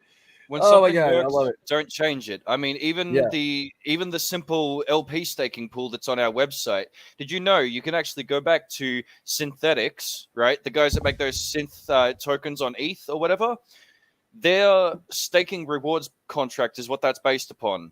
It's literally just that, and that's what 2019 tech that is still ticking and hasn't changed because it works. Hey, if it works, it works. That's the truth. Yeah, we got more coming too. I don't know. We didn't get a chance to touch on GoatX much, but that's the big. That's gonna be like the pinnacle, the cream of the crop, the icing on the cake. You know what I'm saying? That's gonna be. I think that's gonna be because if you guys are, I'm sure all you guys or most of you guys are familiar with TitanX, and you've seen how the. We feel like we feel like there's some things that could have been improved. And we're not just going to make a straight up copy of it. We're going to bring some of our A game to the table. We've got Kaz, one of our other developers, working in the background on that, and we're going to improve on it. And just because it's backed with Goat, is going to make it even better because the Goat is backed with PLS, which makes it even better, right? So let's go ahead. Why don't you go ahead and give us the quick spiel? So there might be folks at home who don't understand what TitanX is, and this is a perfect opportunity for you guys to do the little elevator pitch and the your game plan for it. So let's hop right on into it, because that was going to be the next thing I was going to ask about. It's all me, huh? Put me on the spot. Yeah, we'll see. Okay, so there's been a little bit of an evolution with the whole the TitanX game, right? So first of all, they fucked up going on ETH. Before we go into that, can you do like a quick little explanation of what TitanX is? Because most people probably know, but there's bound to be a somebody who's going to watch us on a replay, or someone somewhere who won't know what TitanX is. So for those guys, what is the quick and dirty of TitanX? What? How would you explain TitanX, Donnie? TitanX is basically it's a yield staking platform, basically, right? It uses ETH, and it uses the concentration and market growth of ETH in order to pay out those who ultimately end up proving that they can hold the longest, right? They use a method whereby you put in ETH, you get tokens, you stake those tokens, and basically you then earn the yield through their protocol. And again, those who go in and those who stay the longest are purportedly the ones who end up being rewarded the most, because they obviously proved their strong hands, right? There you go. Luna C Point in the comments sums it up beautifully. Combination like of Hex, that. Zen, and BNB. I saw that comment. Yep. I love that comment. Yep. There's been many iterations of the concept. There's been, several forks of TitanX already, including DripX on BNB, which some will definitely say is doing better than, or I would say doing different than, probably better, but definitely different. And for the Ascending, man, no, it didn't rug. It's just, it launched on ETH, dude. And the gas fees are so ridiculously high. I don't know if they are now still, but the gas fees were so ridiculously high to even unstake the shit. Like you pretty much have to be a whale to get in there right out the gate to make any money. I went in myself with I got in about the second or third month, and I put in 10K and I got out 30K, but you can't even do that anymore, right? It's because the difficulty has gone up so much, and there's a lot of variables there. And I feel like their T rank was kind of paying out a little bit too much, because basically it dropped 60% and I still made a 3x my money. So try to explain that to me, how that was. Yeah, the T rank was a bit of a thing that the T rank is the kick in the nuts, really. And that's something that we're bringing to the table. We actually have a meeting with Kaz and that Ali is the guy from Pulse Wars, because they were actually in the mastermind group when Jake Sharp actually launched his started launching the project, and they were throwing around ideas and stuff like that. And there's a lot of stuff that I like what they did there, because they obviously they still have like what, 15 to 30 million dollars in buybacks, and that's the key ingredient, is because those buybacks set it apart from Zen, where you actually there's no buybacks on Zen. Okay, Zen has a Zen, you just got to hope people start buying it or whatever. But the fact that they have all those buybacks built up, and we got a little secret ingredient for the buybacks too, right? So we got a lot of stuff, and we're still in the brainstorming stages, and that's why we have this meeting on Tuesday with Kaz and with Ali, because they were in the mastermind group. It basically helped launch Titan X, and so we feel like we got a good team of good people that understand the whole theory behind it, and I feel like, with what we just seen with Drip X, which I'm an old school dripper. I made almost $1 million on Drip back in 2021. And that community is huge too. It's like another, it's almost like another Hex community. They're just diehard fucking drip. Even though Drip went to shit, and but they didn't give up, because the community is still there, right? It doesn't matter if it goes to shit. The community is still there, and they still support it. And the inflation's gone now, so I feel like there is a chance for that to do well. And I just feel like, dude, we're gonna do even better.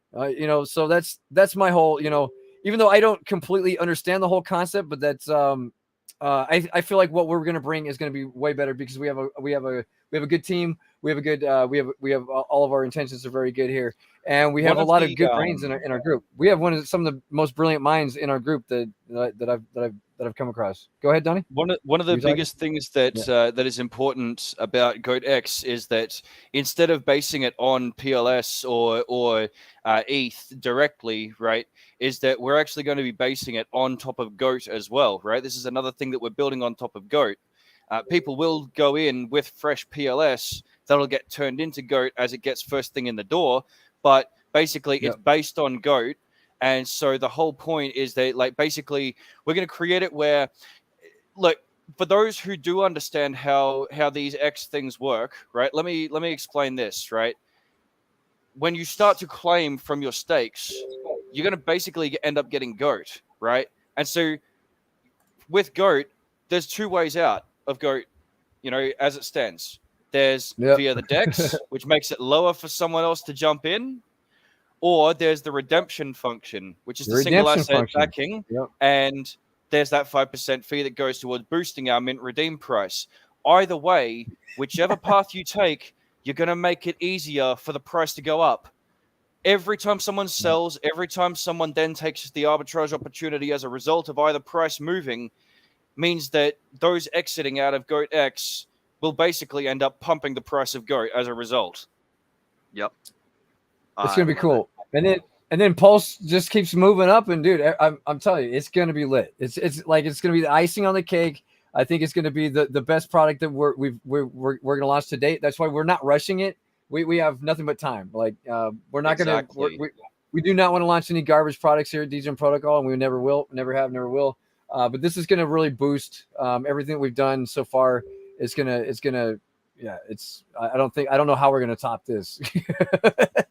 How much time do you think you have left to develop it? About it within the next month or two, probably the next month or two. I would give it 2 months. We would like the next month or two. Yeah. Okay, because I was gonna say you might want to do it before the Ethereum ETFs get launched, because that's when things are really gonna start going wild. Juicy, yeah. But I love it. But that's an entire thesis that we, the Degen Roundtable, are going to be doing here soon enough. Brown says, I got 5 buckaroonies on it. Nice. Oh, nice. I love it, Armor man. J. Shit, There's man. another Degen in the chat. Armor J. Actually, I'm going to take this opportunity to go ahead and run through our starred chats from Mrs. Producer. So a big shout out to the community. Shout out to the folks in the chat. We got Crypto Claz, excuse me. Morning Degens. I believe that she had to dip out a little bit ago. She had to do some stuff. She might be over there in the New Zealand or Australia zone as well. It's like evening here. A little after noon time for you guys, right?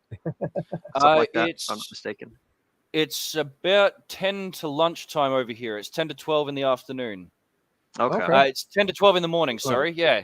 So basically, if I look straight down through the earth, I'm going to find you. Yeah. Yeah, he's on Monday. I'm looking up. I'm looking up, but I can't see you, man. He's on Monday though. Yeah. Oh yeah. You guys have true, St. Patrick's Day over there, Donnie? I don't know. I actually don't know. He's like, I drink every day. Fuck it. Hey, Exactly. it's a good excuse to drink, man. So maybe you should have that holiday anyways. Well, there's booze in the fridge. I'm just waiting for a break to go get one. There you go. All right. Well, here we go. I'm going to shout out some more chats so Go ahead. you can take advantage of that opportunity. Next up, we got Tin Top with "What Up Hexicans." Hey, what up, Tin Top? Had nothing but hex in the house today. Next, we got Drip Fortune. Drip X is better than Titan. I can't say I know much about Drip X. I'm very pleased with my actions on Titan. I was lucky enough to meet up with Crypto Kool-Aid roundabouts like day 30 of Titan X, cool. and I don't know shit about it, but he was like, hey man, here's this super cool degenerate play that I'm doing, and I think I did like a 5x or something off of my mine, and it was like the price had gone down about like 50% from when I had entered, and I still got a 5x on what I put in. So like if the price had appreciated, it would have. Drip X is actually doing really good too. I like what they're doing there. Yeah. Okay, and you said that's over on Binance? It's on Binance. Yep, Binance Smart Chain. Yep. I've never once ventured over to Binance. I don't know anything about he that. says he wants to bring it over to you should have met us about what 2020, early 2021. Dude, we fucking smashed it, man. I put in $20,000 at the like April 2021, and by like September or October, I was making $20,000 a day on that thing. That's how I paid off this RV, and I got a Hellcat truck out there and shit, dude. Like like seriously crushed it, man. Shout out to Forex and BB. They changed a lot of lives in our community. So that's why I was able to basically quit my job and sustain this for the last 3 years. So like I give credit where credit is due, man. Like the drip community is fucking badass, and I think it's gonna do well. So hell yeah. Next up, we got Funkmaster Hex saying, ladies and gentlemen, good evening. Good evening to you too, Mr. Funkmaster Hex. I'm all out of my regular drink, so I'm gonna have this green screen bubbly because it's oh, you can see the smile. That's so cool. That's awesome. I got me a floating smile sparkling water. So shout out to you, Mr. Funkmaster Hex. Dope. And then next up, we got Brown. He's got 5 buckaroonies in. So yeah, Brown's putting 5 buckaroonies in on this Goat X apparently when it launches. And Brown's a fucking degenerate, man. I met Brown over in Vegas for the man. I wish I'd have known about you guys while I was over in Vegas. We took down 4 of the old emergency AM radio broadcast towers up by where 215 is, just north of Nellis, over by the racetrack. Oh. So we knocked those towers down. I got some cool videos and stuff on my Instagram of us out there with like chop saws cutting the wires, and it's just like boom. Is that what you do? You do some you set up towers and stuff, or just destroy towers? I build, maintain, destroy, and modify television and radio broadcast towers. I don't do the cell tower stuff. We make fun of those guys because they only go like 100 foot up in the air. We're up there. Oh, like you go way up. 1500. You go way up. Yeah. Oh shit. People are base jumping off of. Yeah. Okay. Yeah, that's actually there's a lot of places that they have a lot of problems with base jumpers going and jumping off their towers, but I think it's hilarious, and I'm just a little worker bee, so I don't care. But yeah, so next time I'm over in Vegas, I'll definitely hit you up. But I met Brown. Yeah, man, hit me up. We call Brown Farmer J because that's his original name. But dude, Brown's a fucking degen. He would fit right in with this crew. Brown is fucking fun as hell. Oh yeah, man. And that does it for all of the go to the dark side, Will BSC. I don't know. I've never tried Binance Smart Chain. Miss Lunacy. It's a scary chain, right? It's definitely scary. A lot of scammers over there. You got to be careful. That's what I heard. But I don't know much about it. It's got to be in the right projects. That's all. There's a lot. I mean, no, you want to talk about a scary chain? Fucking Solana. Oh my god. I was going to say that's the new one right there. You're losing fucking ass real quick over there. Didn't they I think they just smashed out Ethereum not too long ago for like. They did. They pull up Farmer Finance. J's last chat. Yeah, they just pull up Farmer in, J's. Yeah, he's got something for you, Will. 5 buckaroonies. Oh, we know Farmer we know J. why you climb towers. That's why. He steals copper in between his dumpster diving. Oh fuck yeah, Brown! I love it. Yo, actually, it's funny you say that. When we demoed those towers over in Vegas, they were full of wiring conduit for like the lights that blink and stuff. And the tower, like the site owners, they were demolishing everything because they're turning that whole lot into like one of those big Amazon distro warehouses and stuff.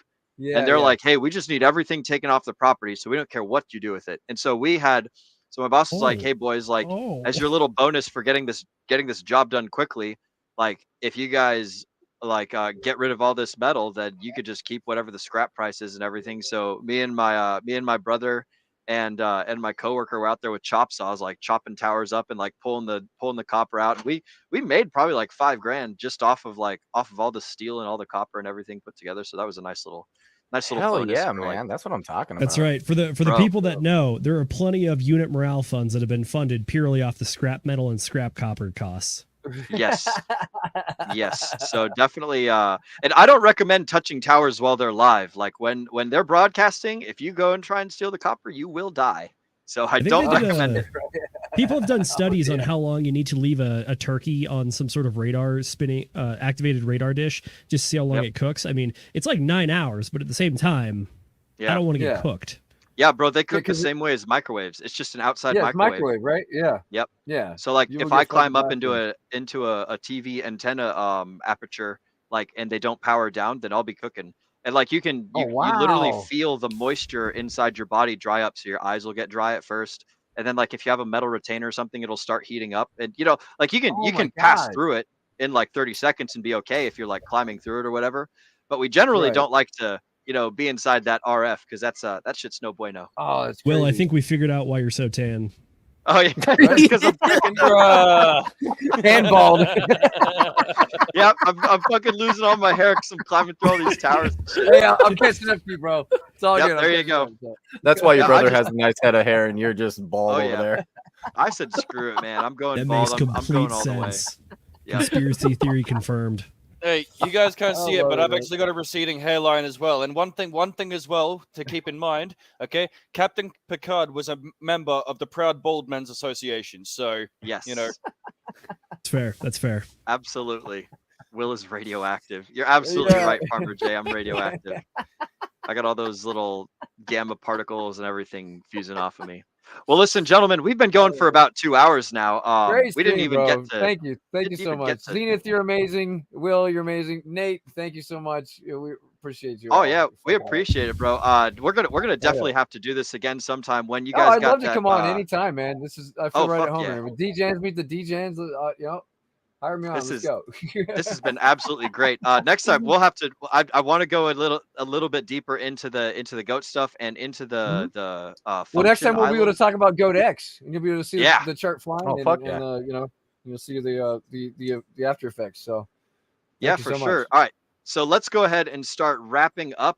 So we're gonna do basically a little reverse introductions where we're gonna say like where the people can find us, like what it is that we're working on in the near future, and all that good stuff. So Zenith, why don't you go ahead and start us off? Pass it over to Nate, then Donnie and Black Sheep will do their goodbyes, and then I'll close us out, and then Mrs. Producer, if you can go ahead and get that trigger finger ready for the closing outro, we'll go ahead and do that. But before we go, folks, remember to like, subscribe, comment, bitch, moan, complain, do all those great things. Give us all sorts of feedback and everything. Subscribe to both of these channels. Go hang out with the DGen folks over in their Telegram. Come hang out with us in our Telegram. If you guys want to, we got that fancy schmancy little QR code right over there that you guys can scan and click and stuff.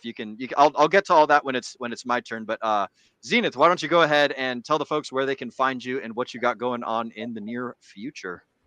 Will do. This week, I actually get the week off from hosting the book club. It is Will's turn to host book club. This Friday, we're covering chapter 1 of Sci-Vive. There's a beautiful audiobook put out on YouTube for free by our very own Wild SJ of the Pulse Chain community and part of RG3 Steam, who put on the Pulse Chain tour. Yeah, SJ is fantastic. So if you get a chance, go ahead and share her some love as well.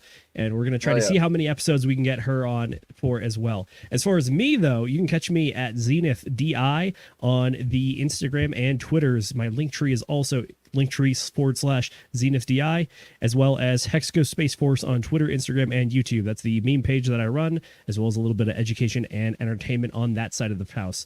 On top of that, 2 weeks from now, 2 Fridays from now. How about this? That is going to be March 29th. I will be hosting book club again. We're going to be covering Outliers by Malcolm Gladwell, and we're going to have special guest RG3 because he was the one that recommended it to us. So we're going to have book club with RG3. It's going to be a blast. And then after that, we have another one of my flagship projects, which is coming out on March 31st. We're going to be covering the Q2 2024 thesis presented by the Degen Roundtable. So we're going to be covering everything from the ETF aftermath and the actual halvening is happening this time for real, part 2. Yes. So that's what we got going on. I will pass it over to Nate. Thank you guys very much. Hell yeah, guys. I mean, hey, we're a bunch of degens over here. We're having a good old time. Like, if you're not on our side as well as these guys' side, what are you doing? We all need to group together here. This is definitely a great combination over here for sure. I just realized we have 93 viewers viewers out there on our Twitter page right now. So shout out to all this fucking badass motherfuckers. Oh my god, sorry to cut you off, Nate. I just had to 100%, man, 100%. No, this is. It's kind of funny how we're over here just having a lot of fun, right?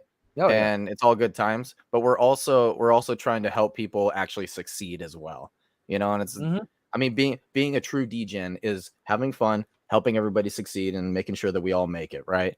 That's it's fantastic. Speaking of, I do have consultations open. Again, I'm just about booked out every single day, but go ahead, just hit me up in my link tree that I need to go retrieve as of currently. That's okay. You got 7 seconds before the guys over on YouTube will hear us talk about it. They actually see the chats before they hear us talking about what we're posting in the chat, so we got plenty of time. By the way, Donnie and Black Sheep, if you guys got any links you guys want us to drop, go ahead and put it in the private chat. I've got all the links that I sent you guys earlier. I'm going to be dropping those in the chats as well as you guys do. I think I sent you all the links. I mean, yeah, join our Telegram, subscribe to our YouTube channel. We do this every single day, and yeah, I mean, yeah. You had all the links that I sent you earlier, right? That's pretty much where you can find us. I mean, we're every day on our YouTube channel, every day in our Telegram, and there you go. And then t.me/degen. You already got it. See, you're good.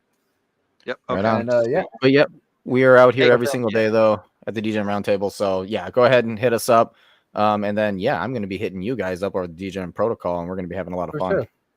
Hell yeah, man. Yeah, we're in the voice chat. You came in the voice chat the other day. It was good to meet you, and you guys are awesome. Thank you so much for the time and bringing us over here, and we really appreciate you guys. Hell yeah. Donnie, why don't you go up next, Donnie? Where can the folks find you? What are you working on in the near future, and all of that stuff? Yeah, for sure. So pretty much 24/7, you can find me in the Degen Protocol voice chat. So join the Telegram over there, and you'll always be able to reach out at me there, and I'll never be far behind if I'm not online straight away. We call it rattling the cage. Yep, if you hit up the link donfunction.pls.fyi, that one is actually part of a really cool service that we have on Pulse Chain that we all saw recently called Pulse Domains. That's my customized on-chain link tree where you can find my GitHub, my Twitter, and basically hit me up there as well. Look, if you're into coding and if you want to get into Web3 development, all that sort of thing, definitely hit up the GitHub link that I have from my FYI page, because you'll actually be able to see all of the public code that I post. Frequently, I'm actually dishing out contracts and front end pieces and different code snippets that do help other developers to get started and to get things done in the Web3 space. So I think that's probably what I'm actually up to, aside from just doing what we do here at Degen Protocol, is very shortly I'll be trying to put more production effort into publishing more code and helping more developers get on board out here. We definitely need them. So yeah, keep building. 100%. And actually, to kind of go with what you said, they're rattling the cage there. That's something that unfortunately I've been doing lately out there on my Twitter, which, by the way, go ahead and give me a follow. It's literally just my name, 369. But yeah, I've been sitting here saying that Hexicans need to kind of sit down a little bit and take a chill pill and let Pulse and Pulse X, or Pulse Chain and Pulse X, to take the forefront while they just kind of sit in the background. So people don't like hearing that, unfortunately, but quite frankly, I believe it's the truth. If we really want, you know, our chain to succeed and do everything that the Hexicans really truly want, you know, but you know, they're too used to being the center of attention right now. And it's kind of like, come on, guys, just back up. You go over there. Go over to the corner, please. We got the new kid here.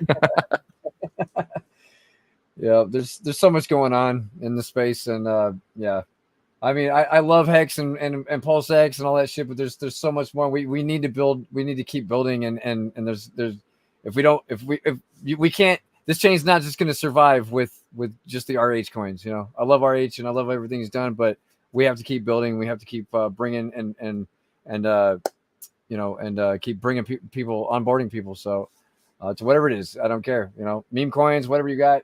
DGen Protocol, we got a lot of good products here, and we, you know, we're going to continue to keep building. And I love all you guys.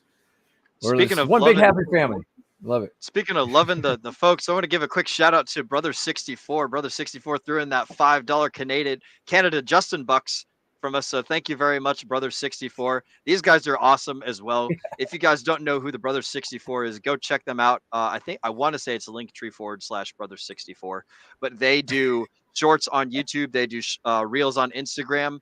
They do like all the short form content that just makes super cool Nintendo 64 style content that's generated at just like quick little 60-second blips to help get people of like, you know, our age in the 30s, 40s, and 20s into the crypto sphere. So I love big shout out to our.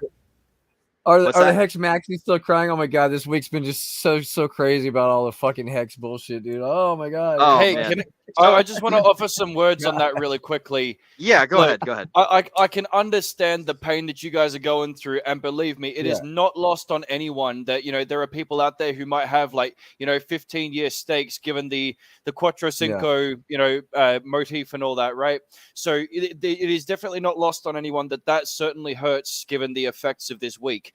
However, there is a certain point where one must pick themselves up off the ground, brush their knees off, and get to work on making something happen about it. Okay, crying is okay, and grieving is fine. You know, like everyone does that shit, but to continue to do so is not productive, and it's certainly not conducive to onboarding more people. Right? We need to focus on what we have and worry about what we can change and control to make the situation better for ourselves, right? Just buy the fucking dip, dude. Hex is a brilliant fucking product, dude. It's a financial instrument. It's gonna be fine. Even on ETH, it's gonna come back. It's gonna be fine. Buy the fucking dip. Stop crying, okay? I'm just done hearing about it. But yeah, exactly. Fucking come over here. Come over to the Degens. Come over to the Degens. Just come here. We'll treat you nicely. Look, have a cry, absolutely, but then get up and fucking do something about it is basically the essence of what I'm trying to say. Yeah, exactly. And you know, that's really the tough love that everyone needs to hear is like the world is tough. And at the end of the day, the only one who cares about your problems is you. Like nobody else wants to hear about that shit. So if you're gonna bitch on the internet, then like you kind of need to expect for other people to sort of kind of make fun of your problems and things. But like realistically, the best medicine for any sort of problem in life is going and getting after something else. Going and like, okay, cool, problem happened, but like now it's time to make stuff. If you sit there and you dwell on the sad things, then it's like, well, congratulations, you're just going to be stagnant forever. So and you're if you're going to base right, Donnie. If you're gonna base your whole crypto career off of Richard Hart tweets, then you're fucking retard. Sorry. That is one of the most only thing I said. Look, the token does not rise and fall on Richard Hart tweeting. The token rises and falls on you guys buying and selling and clicking the buttons. Exactly. That's the reality. Exactly. Doing something about it. Truth, right? Yep. Amen, Zenith. Absolutely. And with that, ladies and gentlemen, make sure that you join our Telegram. You guys can find the Degen Roundtable. Oh, goodness. It changed my Bitly. Well, thanks so much for having us. Love it. Yeah, for sure. Make sure Thanks you guys for join coming the Degen Roundtable. Type in bit.ly/degenerate_roundtable into your URL to join our Telegram. Go join these guys' Telegram at the Degen Protocol.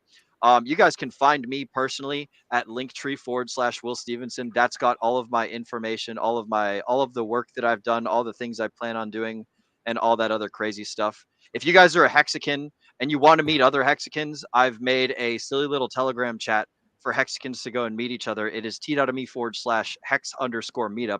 And this is basically just a mechanism for Hexicans to go out and meet other people at bars and shit. You basically just like type out like what general broad location you're at. You can create a topic that is a whole new location. We've got guys in fucking Switzerland. We've got dudes over in St. Louis. We've got people down in Victoria, both Canada and Australia. We've got folks all over the place. Basically, like you just get in there, you say what location you're at, and if other people are near you, then you can be like, "Hey, yo, let's go grab beers." Right? I started the first. I think there's only been one meetup so far, and it was over here in the Dallas area. I met That Tam actually Tam. I sounds met totally Moondog. sick. Yeah. So hop on in there, guys. Like share it out to however many people you want to.